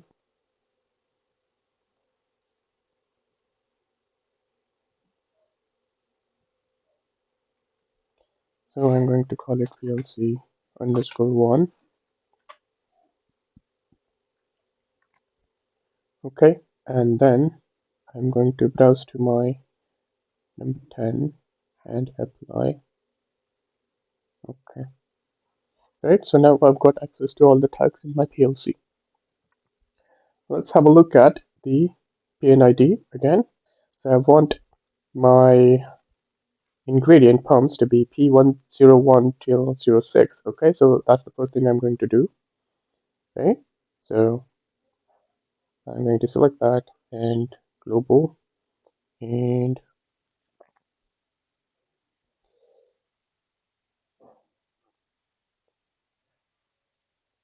okay, so that is going to be my P01.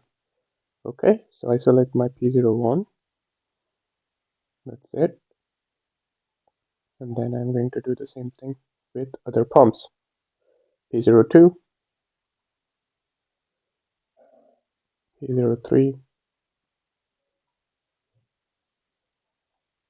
P04,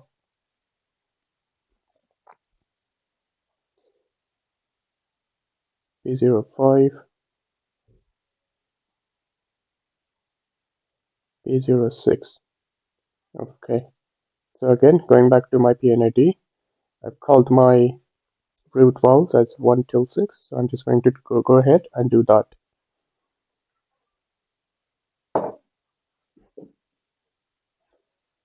Okay, so let's select P01.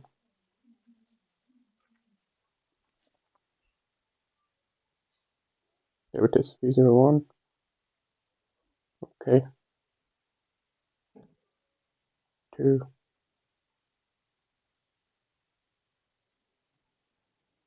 3,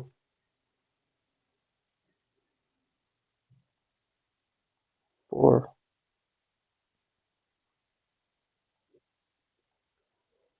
5,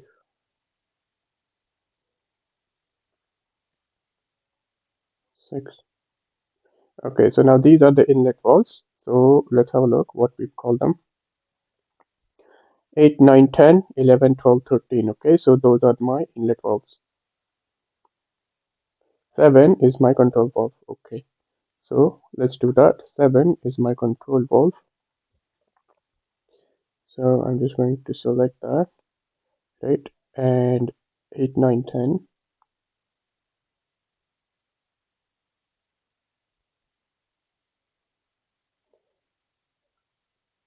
8, 9,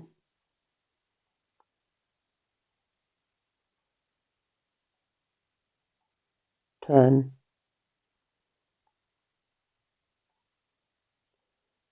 11,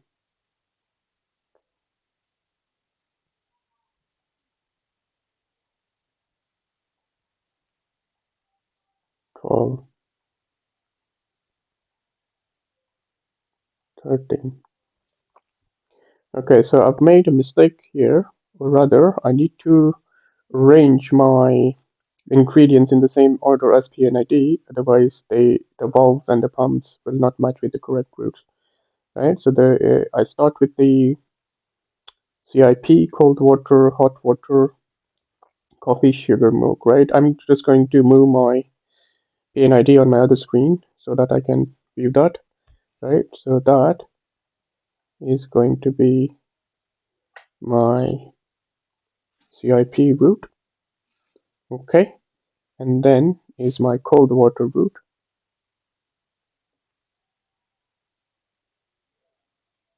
okay? So that's low. Then is my hot water route,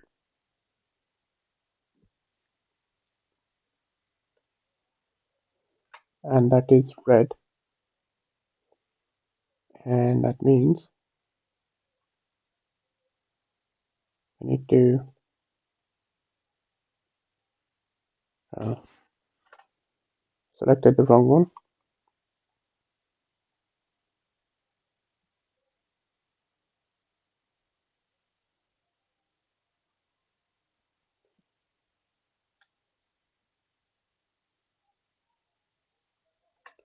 Okay, so that is my hot water route.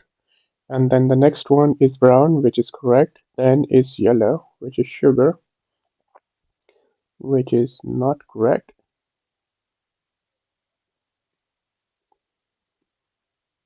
Yellow, yellow. And then my white, which is the milk.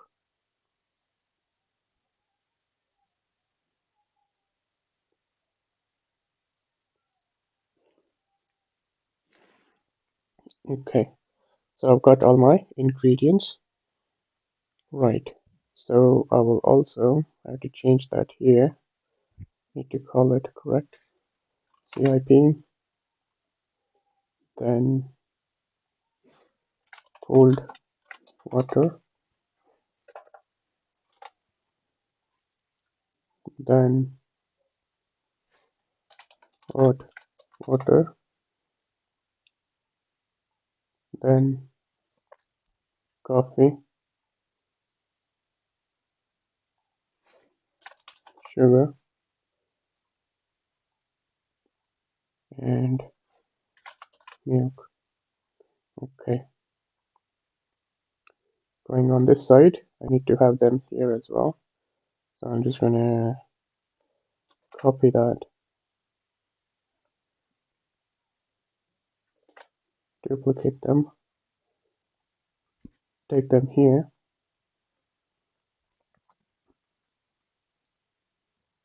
and then delete them and move that there.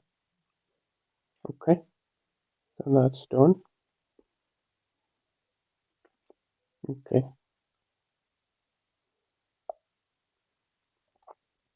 so that's my temperature controller. So TC. Okay, and that's my temperature sensor. Okay, so all this side is now configured. That's my motor for mixer. So it is that one. That's my level transmitter, which is this one. Okay, So that was quick. Let's look at this. Okay, I do not have any valves here.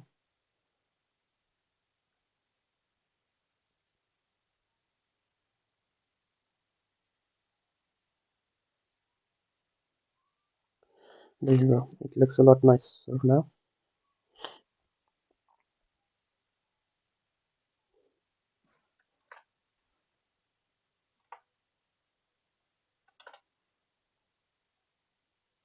Going to round that a little bit on this side so that can move that a little bit.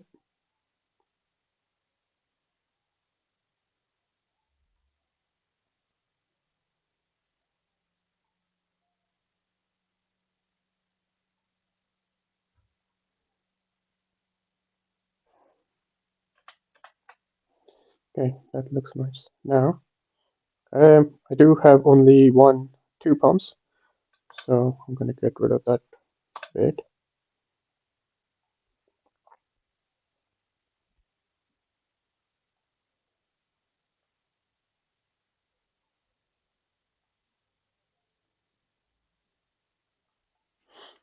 Okay, and that bit can go. That you need to reduce.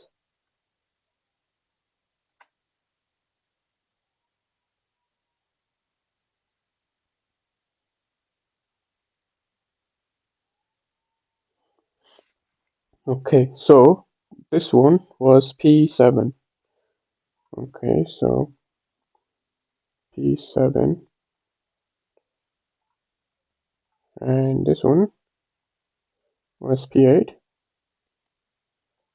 P8. This one was flow controller, so FC, FC, and this was flow transmitter, so that is going to be FT. Okay, and that one was reset valve, so that was V14. Okay,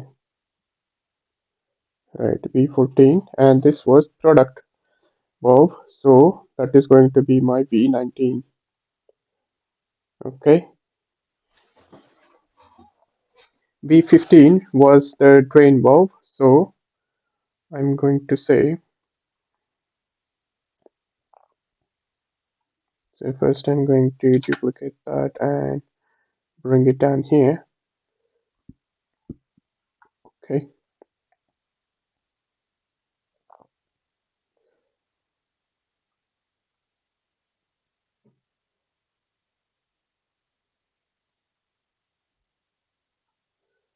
right,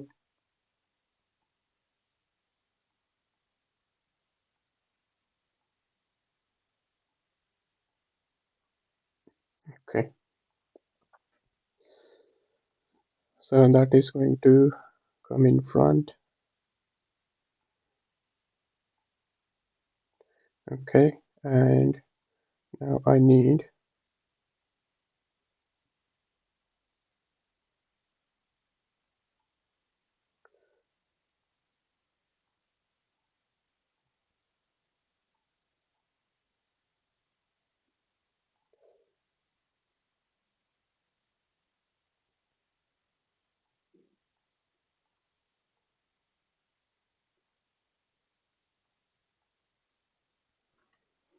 to do is copy that, make it a drain symbol, and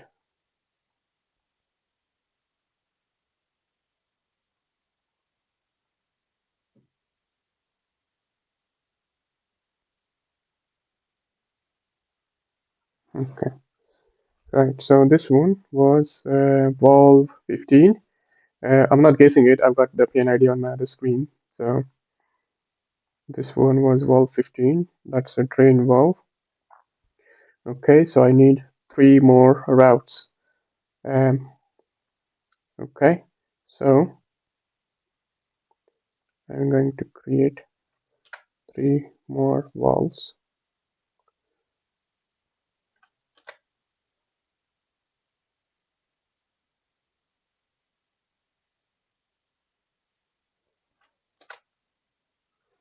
Okay, so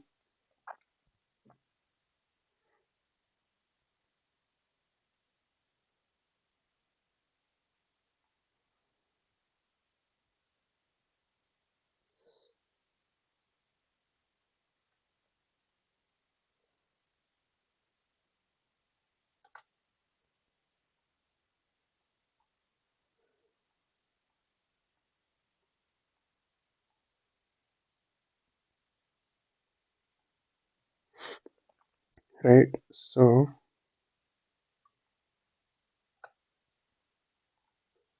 just quickly going to draw a few bits.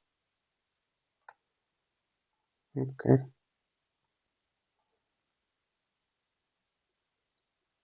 okay, that looks fine. And I'm going to just align them. Okay, and on the other side, what I want is,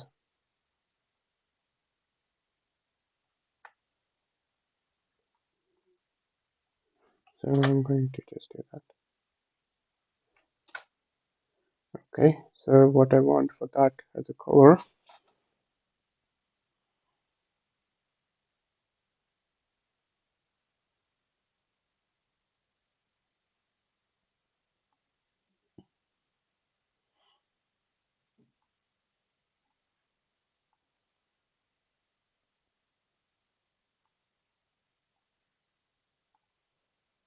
okay, so I want that to be my CIP return, so that's going to be pink. That is going to my cold water return, and that is my hot water return, so that is going to be red. Okay,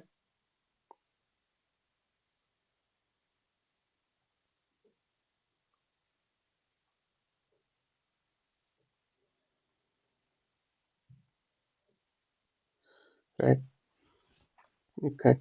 So I also want that to be returned to, so I need a copy of that. That is red, blue, and pink. Okay, and now the only thing that's outstanding is that should be 16. That should be 17, and that should be valve 18. Okay, so that is all my valves, right? So I'm just going to align that. Okay, now let's come back to the sequences. So I need to create, right? So sequences, you need to add three parameters. One is for the actual sequence tag, and then is the active step tag, and then the configuration tag, right? It has all been created for you when you create the sequence using the tool. So all you had to do is go ahead and select that. So batch. Okay. So the next one was the active step, and then the configuration step is step config, right? And select OK. So the first sequence that we want to run is pre-wash. Okay, so that is going to be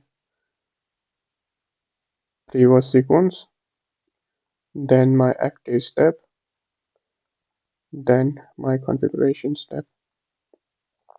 Okay, after that I want to run production. So let's go ahead and select that. Then my active step, and then my configuration step. Okay, after that is my cold wash. Okay, cold wash. Okay, then active step, and then configuration step. Okay, after that was my CIP wash.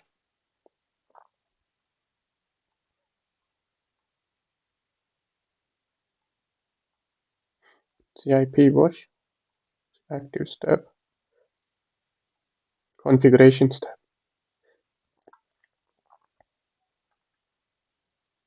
Okay, so now I need to add another sequence to the list, and that is going to be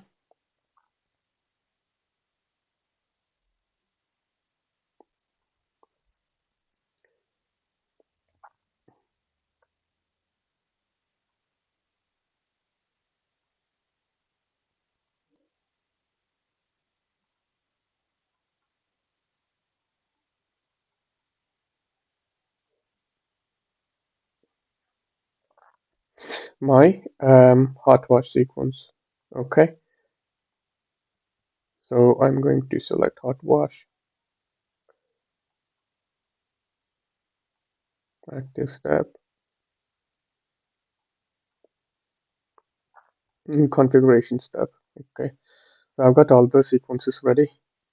Okay, so now the recipe, I need to configure that as well. So going back to my application, which is still running, um, I need to add 18 parameters. So if I go here and count 1, 2, 3, 4, 5, 6, 7, 8, 9, 10, 11. I need to add 7 more.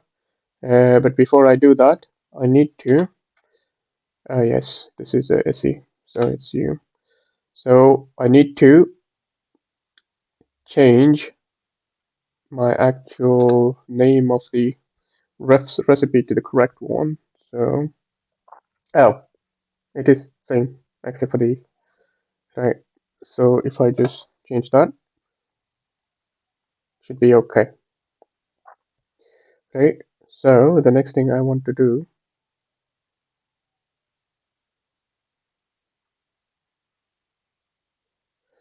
so I the left hand side is the list of recipes. You can add up to 20 recipes according to the standard that I've created, but you can have up to 100 parameters for each recipe. So the thing that we need to update is column 2 and column 3, where I've got 11 parameters set up at the moment. So I need to change that to make it 18 parameters so that we can read all the parameters correctly. So I am going to ungroup that, and then I'm going to copy that. Okay, duplicate, looks correct.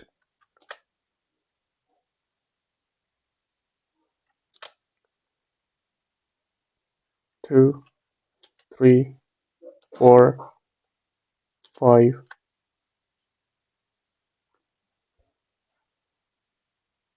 So that makes it 16. So I need 2 more.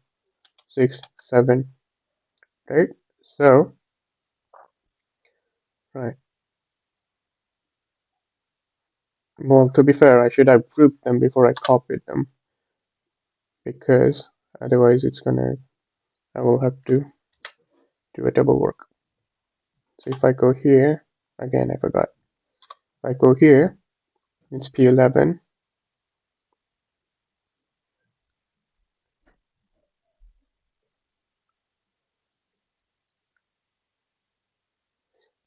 Okay, P11,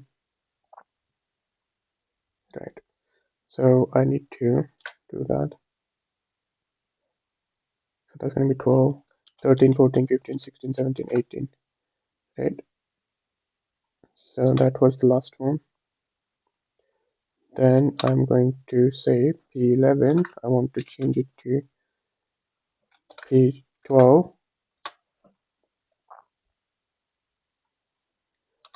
Then P11 to P13.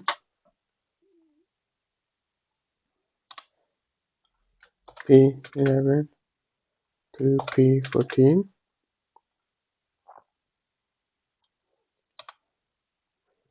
P11 to P15.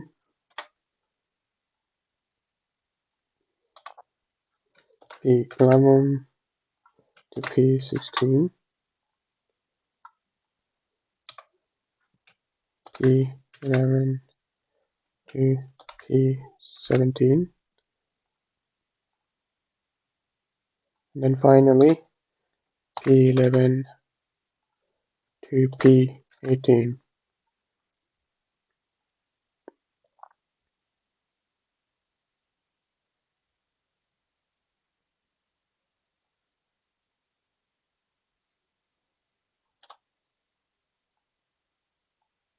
I'm going to group it.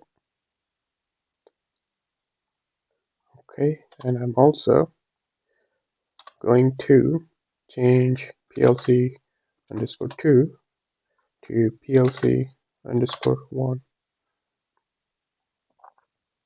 Okay, so I've got my recipe screen correct, right? So now I need to make sure that I've got my navigation screen correct. So let's have a look at the navigation screens. Okay, main menu. So that is fine. Then on the main submenu, what I want is,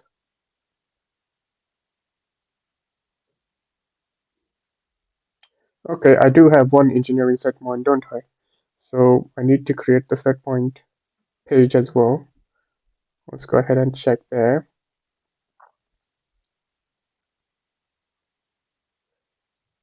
So I'm going to go, okay, why do I keep doing that? So that needs to be, right, so if I go here and look for my engineering set point, I think it is called ESP201, and that is 001, right, okay. So all I have to do is this.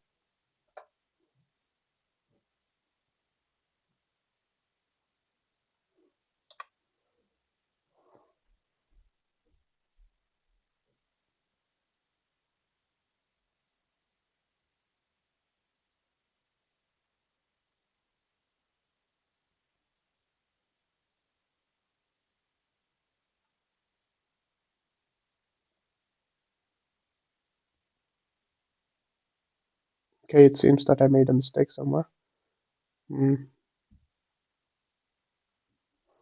So 01 needs to be that.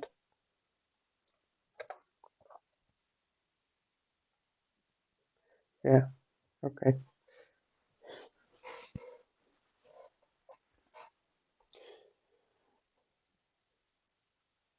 Right, in this case, I've got just one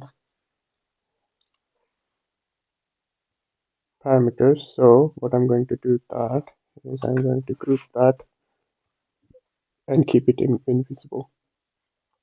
Okay, because I don't want to delete again. For your project, you can delete it.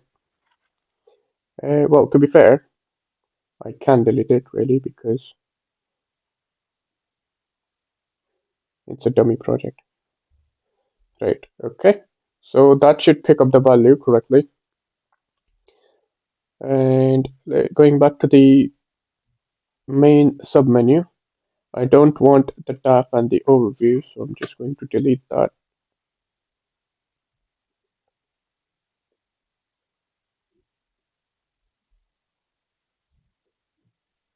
Okay, so that is done. So alarm menu, summary and history, diagnostic, network and RS links, and recipe, I just have coffee, and that should be all. So I think we should be ready to run the application.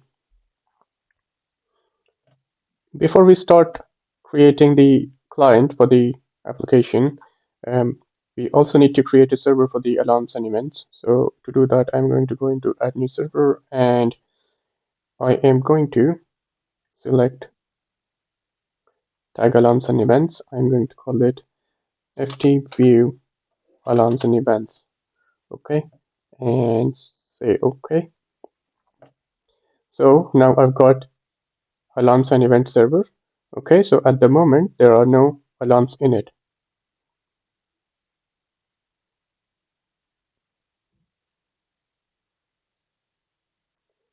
At the moment there are no alarms in it, so I need to create those alarms.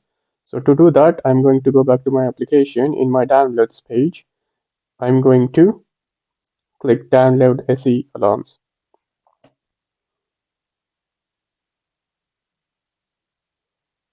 Okay, so I'm going to open that. Now this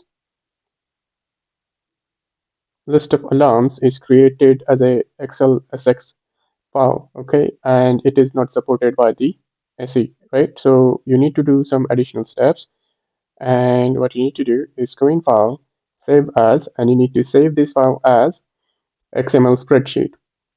Okay, you click save and you say yes. Okay, now it is saved as a XML file, right? So you close that, you go to download page, right? So this is the file you just saved it as, right? So what you need to do is rename that, remove XML, and replace that with XLS. Okay, and say yes. Okay, so now I need to copy that in my VM so that I can import it. So I am going to copy it in my VM, right? I put it on my desktop. So to import it, all I'm going to do is say import and import, specify the location, and that is on my desktop. And I'm going to say next, delete existing alarms and overwrite with the new, right? And finish.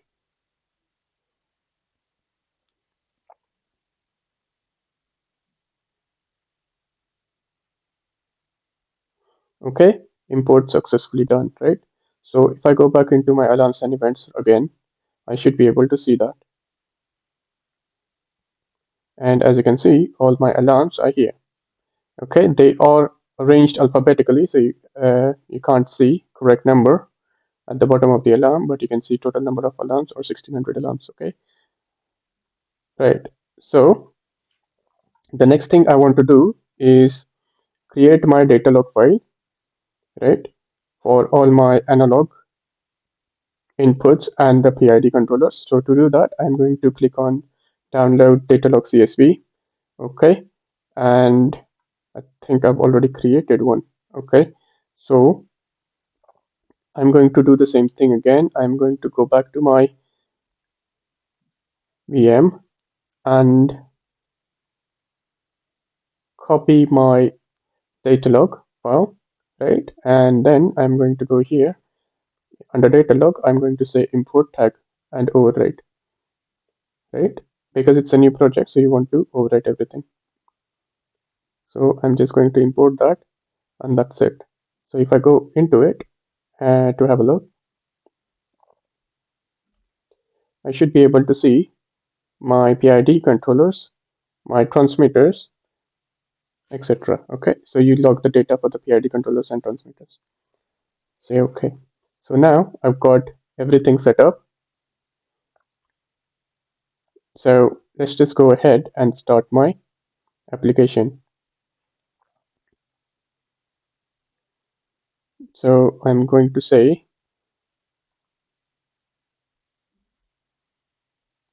no, I don't want to edit anything. Sorry, I've created the application file already. Um, Tell you what, I'm going to create a new application from scratch, right? Create new. So client file 1 on desktop, that is fine. I'm going to continue with that name. And now I need to select the application. Now tutorial 8 is the application that I've created. And I want to select the HMI server, which is tutorial 8 HMI. And then I'm going to select my startup macro as a startup. Okay, shutdown macro as the shutdown. And then I'm going to save that. I'm going to go into advanced. I'm going to make sure that I maximize the window. I want the title bar. And I think that is the correct configuration for my client. So I'm going to go and run that application. And hopefully it's all working already.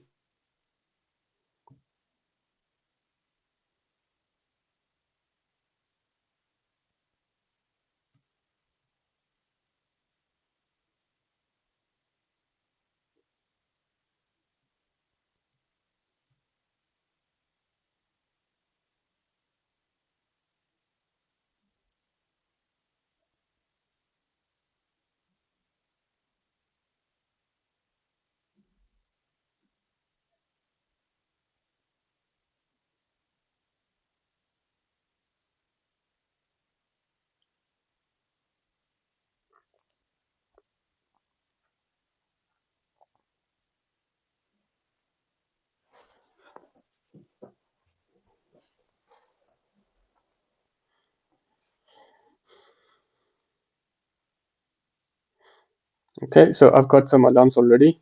And the reason for that is because I do not have any hardware config. I've got hardware configured, but I do not have any physical hardware. So it is just saying that there is no communication between the hardware, right? So I'm going to ignore that for now. I'm going to go ahead and check my tank one. So at the moment, I don't see any errors. It looks all good, right? There are no frameworks, so it is all working correctly. Okay, so now I need to add some simulation code, and that's because,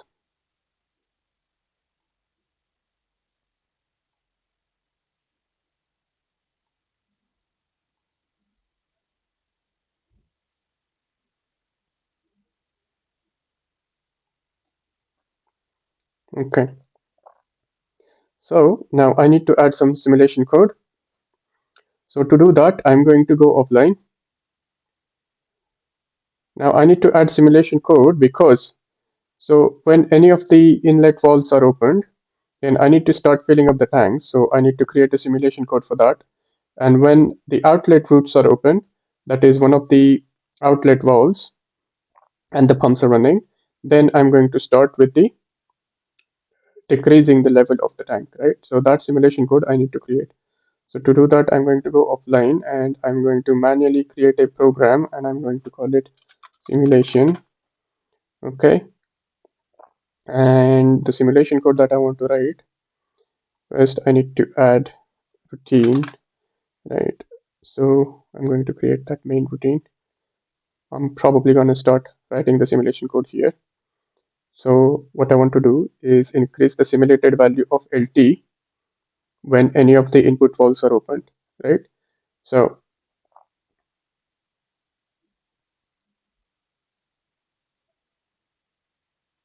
so the input valves are 8 till 13, right? So V08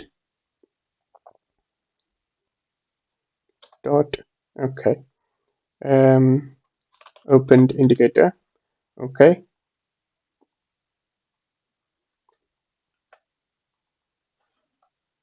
9, 10, 11, 10, 11, 12, 13, right? So that is 10, that is 11,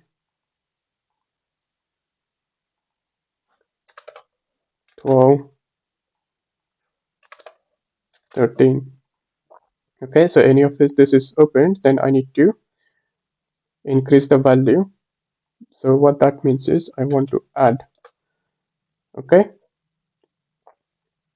I want to add 1 in my LT01 dot simulation input, right? And okay, but now I don't want to keep doing it continuously. I want to do it every second. Now it's, you're increasing it by 1, so I want to do it every 100 seconds. So I'm going to have a T on here and I'm going to say 100 millisecond.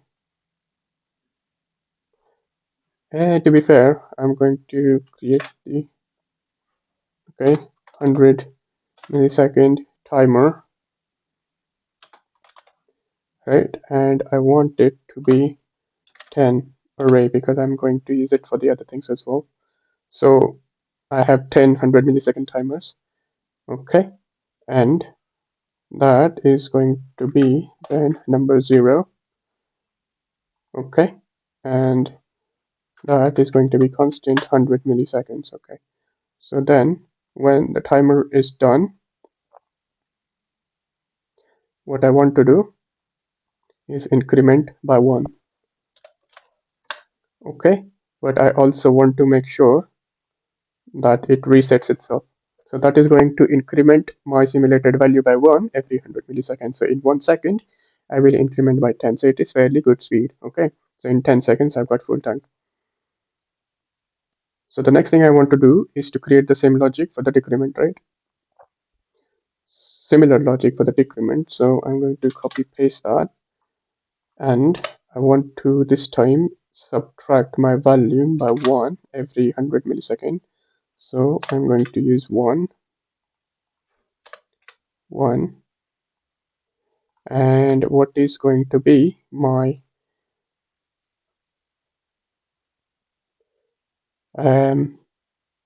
right. So if one of the pumps are running 7 or 8, and if any of the valves are opened, outlet valves, then I want to reduce it, right?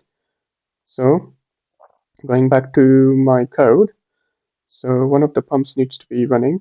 So for that, I'm going to say P07 dot running indicator, right? If pump 7 or pump 8 is running, and if valve 15, 16, 17, 18, 19. So if any of the valves are opened, then I want to decrement the level by 1. Okay. Now I want to simulate my temperature transmitter as well, right? So depending, so if I'm going to say when the valve is fully closed, it's 0. When it's 100%, then it is maximum value. Okay. So to do that, I need a scale instruction. So I'm going to say cm scale instruction, and I'm going to create. I think I made a mistake here. That oh no, that's correct. The scope is in simulation. That's correct. That's what I want. So when I create this, I want to make sure that I'm going to create the scope as a simulation so that I can delete the entire simulation folder, and that will get rid of all the simulated code, right? So this is going to be TT01 simulation, okay, and my raw input is going to be 0 to 100 of my valve07 dot out.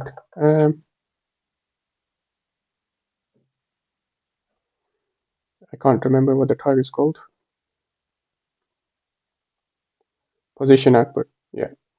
So if the output is, that's going to be 100 and 0, and this is going to be temperature transmitter 1 dot and that is going to be engineering max.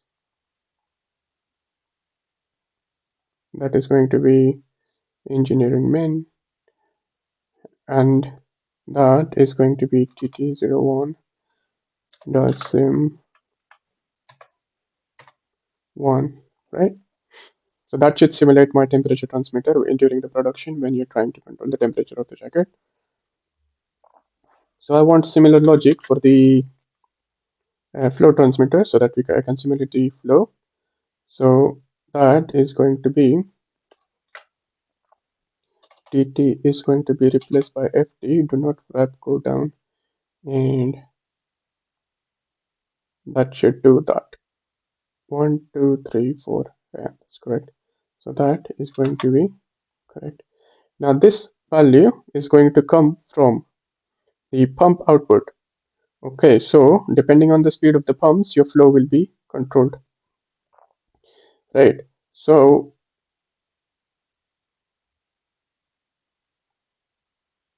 okay, but at a time only one pump runs, right? So basically what I'm going to do, I'm going to add another logic here, and I'm going to say I need that. Okay, so whichever pump is running, I'm going to look at the output value of that, right? So it will be move and E07 dot speed output, right? Speed output, and this is gonna be um out outlet pump speed. Okay, and that is going to be a real value. I'm going to save that, And this will be same here, but except that if pump 8 is running, then it is going to look at the speed output of pump 8. Okay, and that means your value will be this. Okay, so that should simulate all the transmitters. Yeah, right, let's have a go.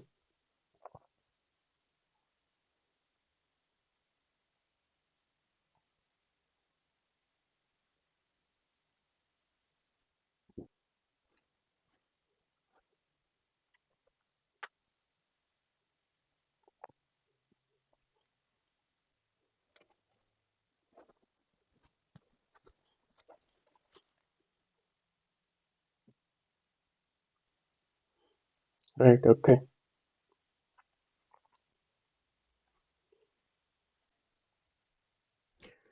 Okay, so we are online now. Let's check if everything is in simulation. It seems like it is. Just to be sure, let's double check. Yeah, everything is in simulation, so we can start with the testing. So the first thing we need to do before starting a sequence is select the recipe, okay?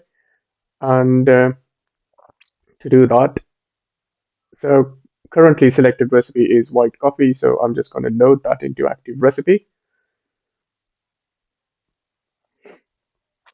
Okay, so now the active recipe is white coffee, so I can go back.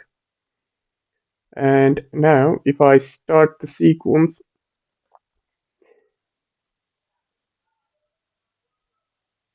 it should start running the sequence, right? Okay, so it opened the cold water inlet.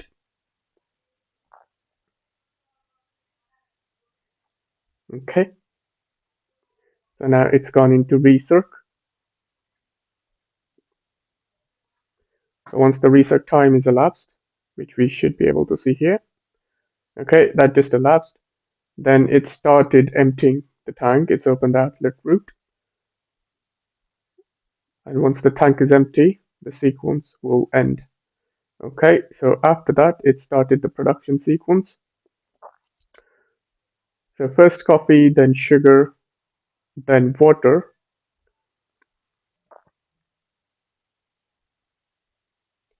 and then finally milk. Okay, so it goes into recirc.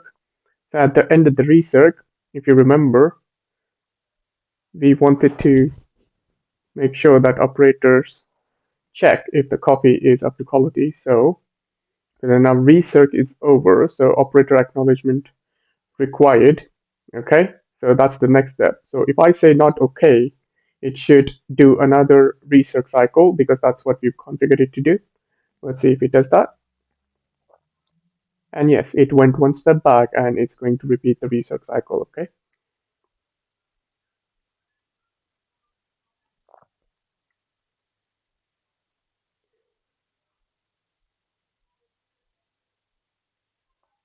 And again, it is waiting for the operator acknowledgement. So if I say okay this time, it should jump to step number 14 and it should start emptying out the tank into the coffee return route, right? Because that means operator is saying the coffee is up to the correct quality. So if I press OK, it jumped to the step number 14 and it closed that valve and it's opened that valve and it's discharging the coffee into the return route. Okay, so now it started the cold wash after the production.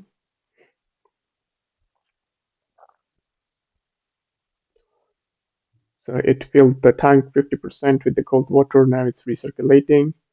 And at the end of recirc time, it should empty the tank. Okay, so now it's opened the return route. So it's emptying the tank now. And tank is empty. So it started with the next sequence, which is a CIP wash, and it's filling up the tank with the CIP now.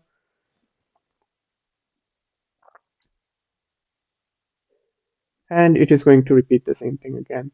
Once the reset time is elapsed, it's going to empty the tank into the CIP return route. Okay,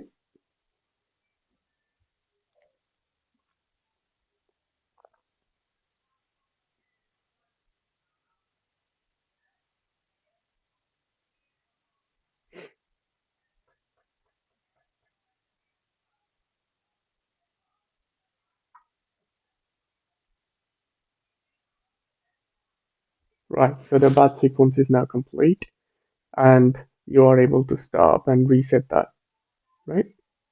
Okay. So we also wrote the code for the holding, aborting, and stopping sequences, right? So let's just go ahead and test that. So I'm going to start the pre-was sequence independently, right? So when I start that, it started filling up the tank with the cold water. So in this state, if I say hold, right? So it's filled up the tank 29% with the cold water. So if I restart, it should go back to the same step where it was filling up the tank, and it should make sure the tank is filled 50% because that's what we said the level should be, right?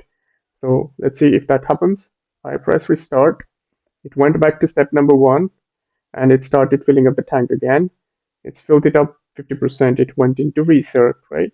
So if I hold it now, okay, so it closed the reset path as we wanted it to do, right? So if I restart the sequence again, it should just open the reset path again and basically redo the reset cycle, okay? So that's what how we configured the application. So let's see if that happens.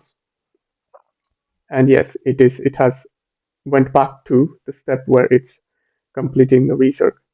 At the end of the research, the sequence is supposed to discharge everything into the return route.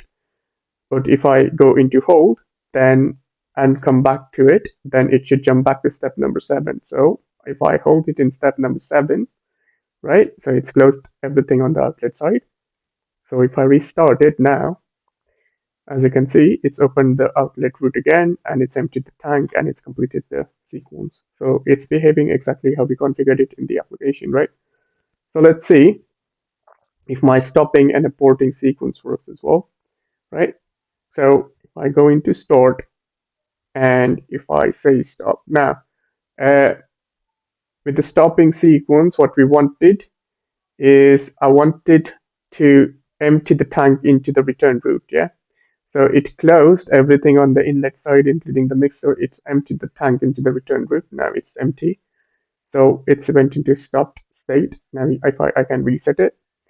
So that works. So in aborting sequence, what we did is if I abort the sequence at any time, if the tank is not empty, then it is going to empty it out into drain, right? So that was the difference between the stopping and aborting, how we configured it. So let's see if it does that. So I started the sequence, it should start the filling of the tank. And now if I abort it, right? So as you can see, it's opened the drain valve, and now it's draining everything into the drain, right? So that worked correctly. So now the sequences for the CIP, cold wash, and hot wash were a copy of pre-wash sequence. So I'm not going to test that independently, but production sequence was bigger and it was slightly different. So we can go ahead and test the holding, aborting, and stopping sequence for the production, right? Okay, so let's try and do that. So I'm going to start the production sequence independently, and let's see. Okay, so in first step one, two, three, four, five, it's filling up the tank with the required ingredients, right? So at the moment, it's waiting for hot water level, right? So if I go into hold, right, so it should go back and continue filling up the tank with hot water. So at the moment, inlet is closed. So what I'm going to do is I'm going to restart it.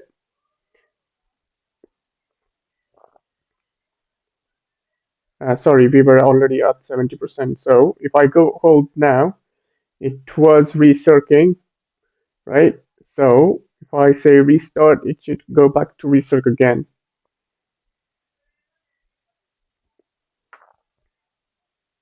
I'm going to do the holding again because I forgot that after the hot wash, sorry, after the hot water is filled into it, it is supposed to fill it up to 70%, and I pressed the hold when it was at 70%, so that's why it opened the next ingredient into the tank. So let's do that again and see if the correct valve opens as expected, right? So continuing with the testings, at the moment I'm in step number 13. So if I say okay, it's going to go on to the next step, which is 14, and it's going to start emptying the tank into the coffee return route, right?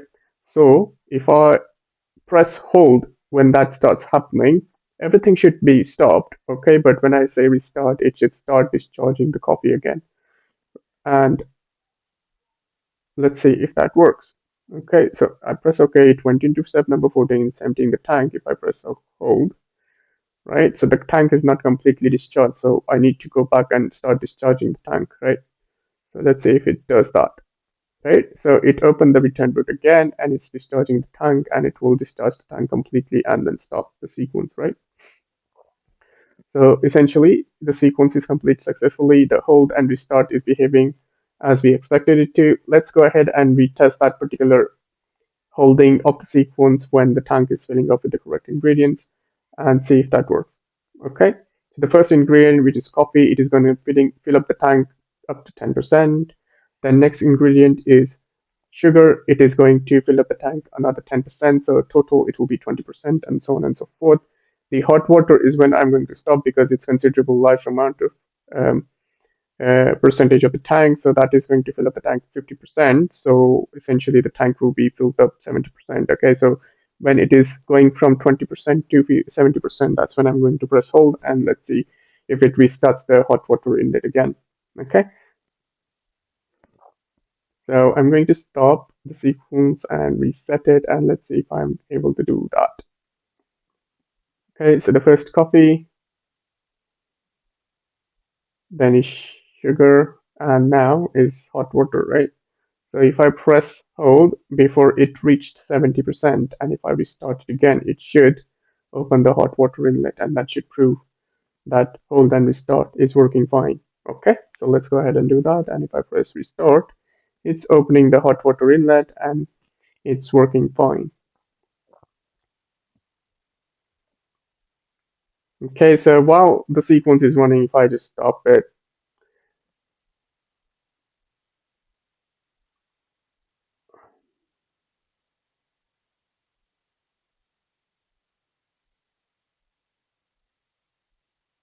so it seems that we made a mistake while configuring the sequence for stopping. We didn't consider that if it is in reset that it needs to open the return route. Okay, so I'm just going to import that, and it seems it's doing the same thing. It seems that it's stuck because we made a mistake. Let's go have a look in the code and see what the mistake is. Right, we are in the aborting sequence. So aborting sequence. Right, so we've asked it to check whether the tank is empty or not in the wrong step. That's why it's doing it. Okay, so if I remove that particular step, it should just work. And I believe that will be the same problem for the stopping sequence as well. Okay, so on step one, it was trying to empty the tank, where it should have just closed it. So as I suspected, it is the same thing. So I just need to delete that, and that should behave correctly.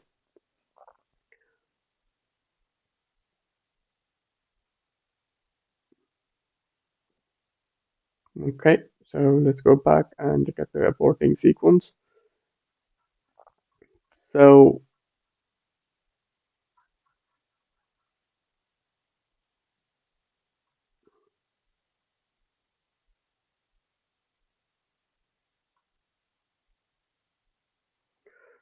right, so we made another mistake here.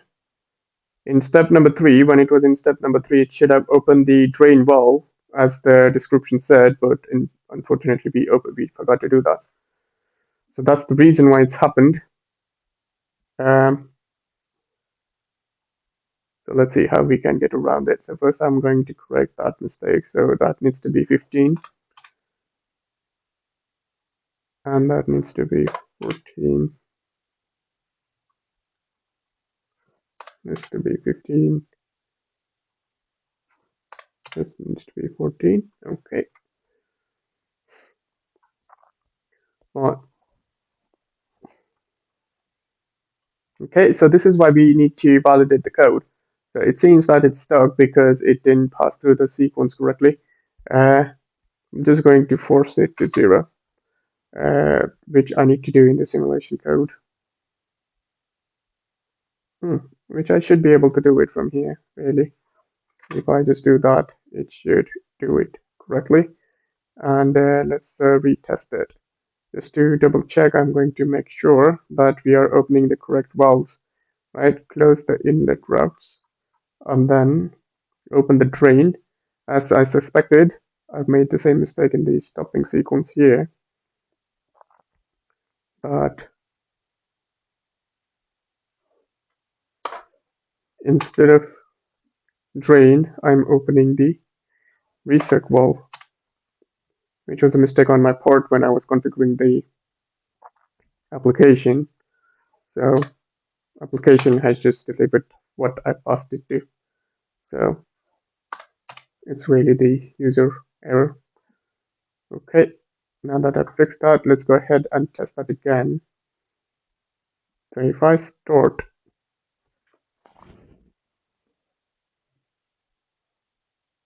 and while it's filling up the tank in the middle, if I press stop, it's opened the drain valve, so now it should empty the tank, right? So before I forget, let's go back and make sure I update it in the application so that when I create the FDS, it has the correct code in it, right? So in the production stopping sequence, I need to make sure. So when I close the inlet routes, I need to make sure that I'm not looking for the tank empty condition.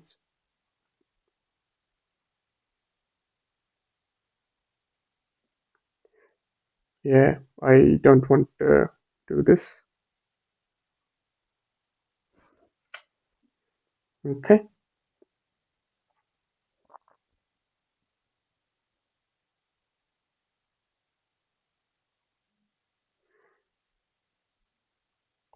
right. Okay, so that is sorted. And I also want to make sure in the next step, not in the next step, step number 4. Yeah, so as you can see, I am asking it to open wall number 14, but it should really be 15,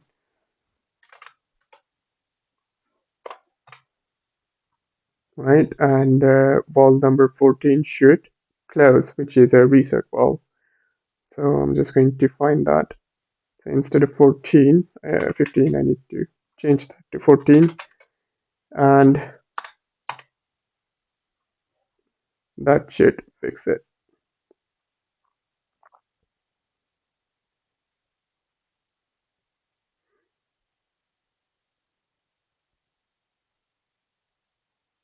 Okay, let's go to aborting. Let's change that to 14 as well.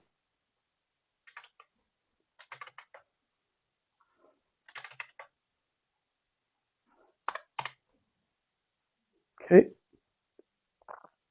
and I need to make sure that I'm opening number 15 on the first transition condition.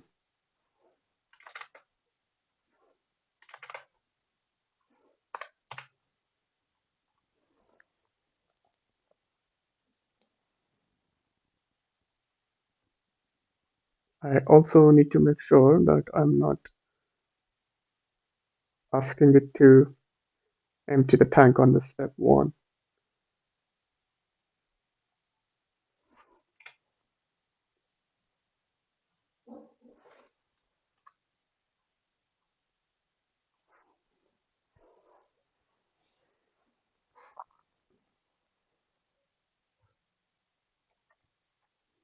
Okay, so now I've fixed all the mistakes that I made in the code. But essentially, that concludes the testing of the software, right? So it's pretty much doing what I asked it to do, and it documents everything. So I'm just going to go ahead and save it one more time. Uh, okay, just to back everything up before I create the FDS, and let's see if it's updated the FDS as well.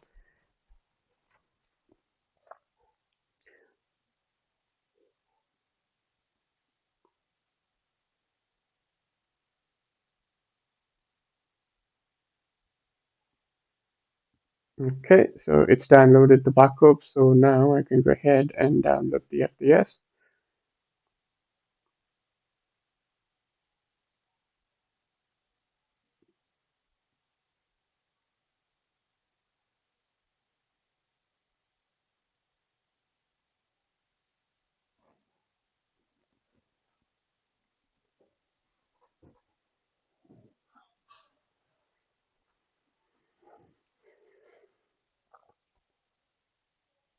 So let's have a look.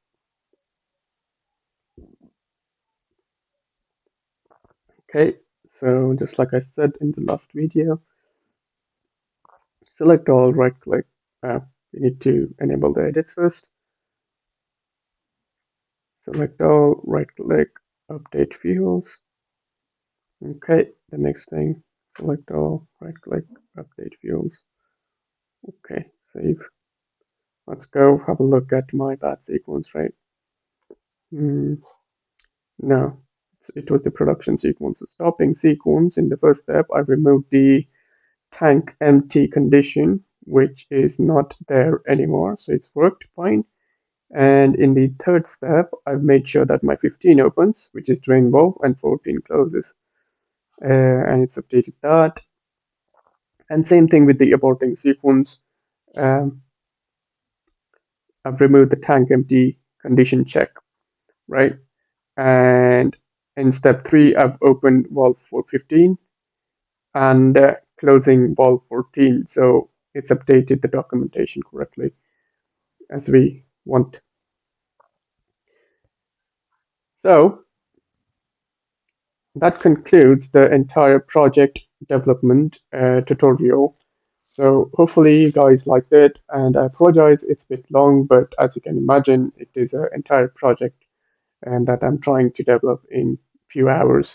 But then it also shows you how quickly you can develop your projects and how accurately you can do it and how easy it is to replicate the changes in your documents as well.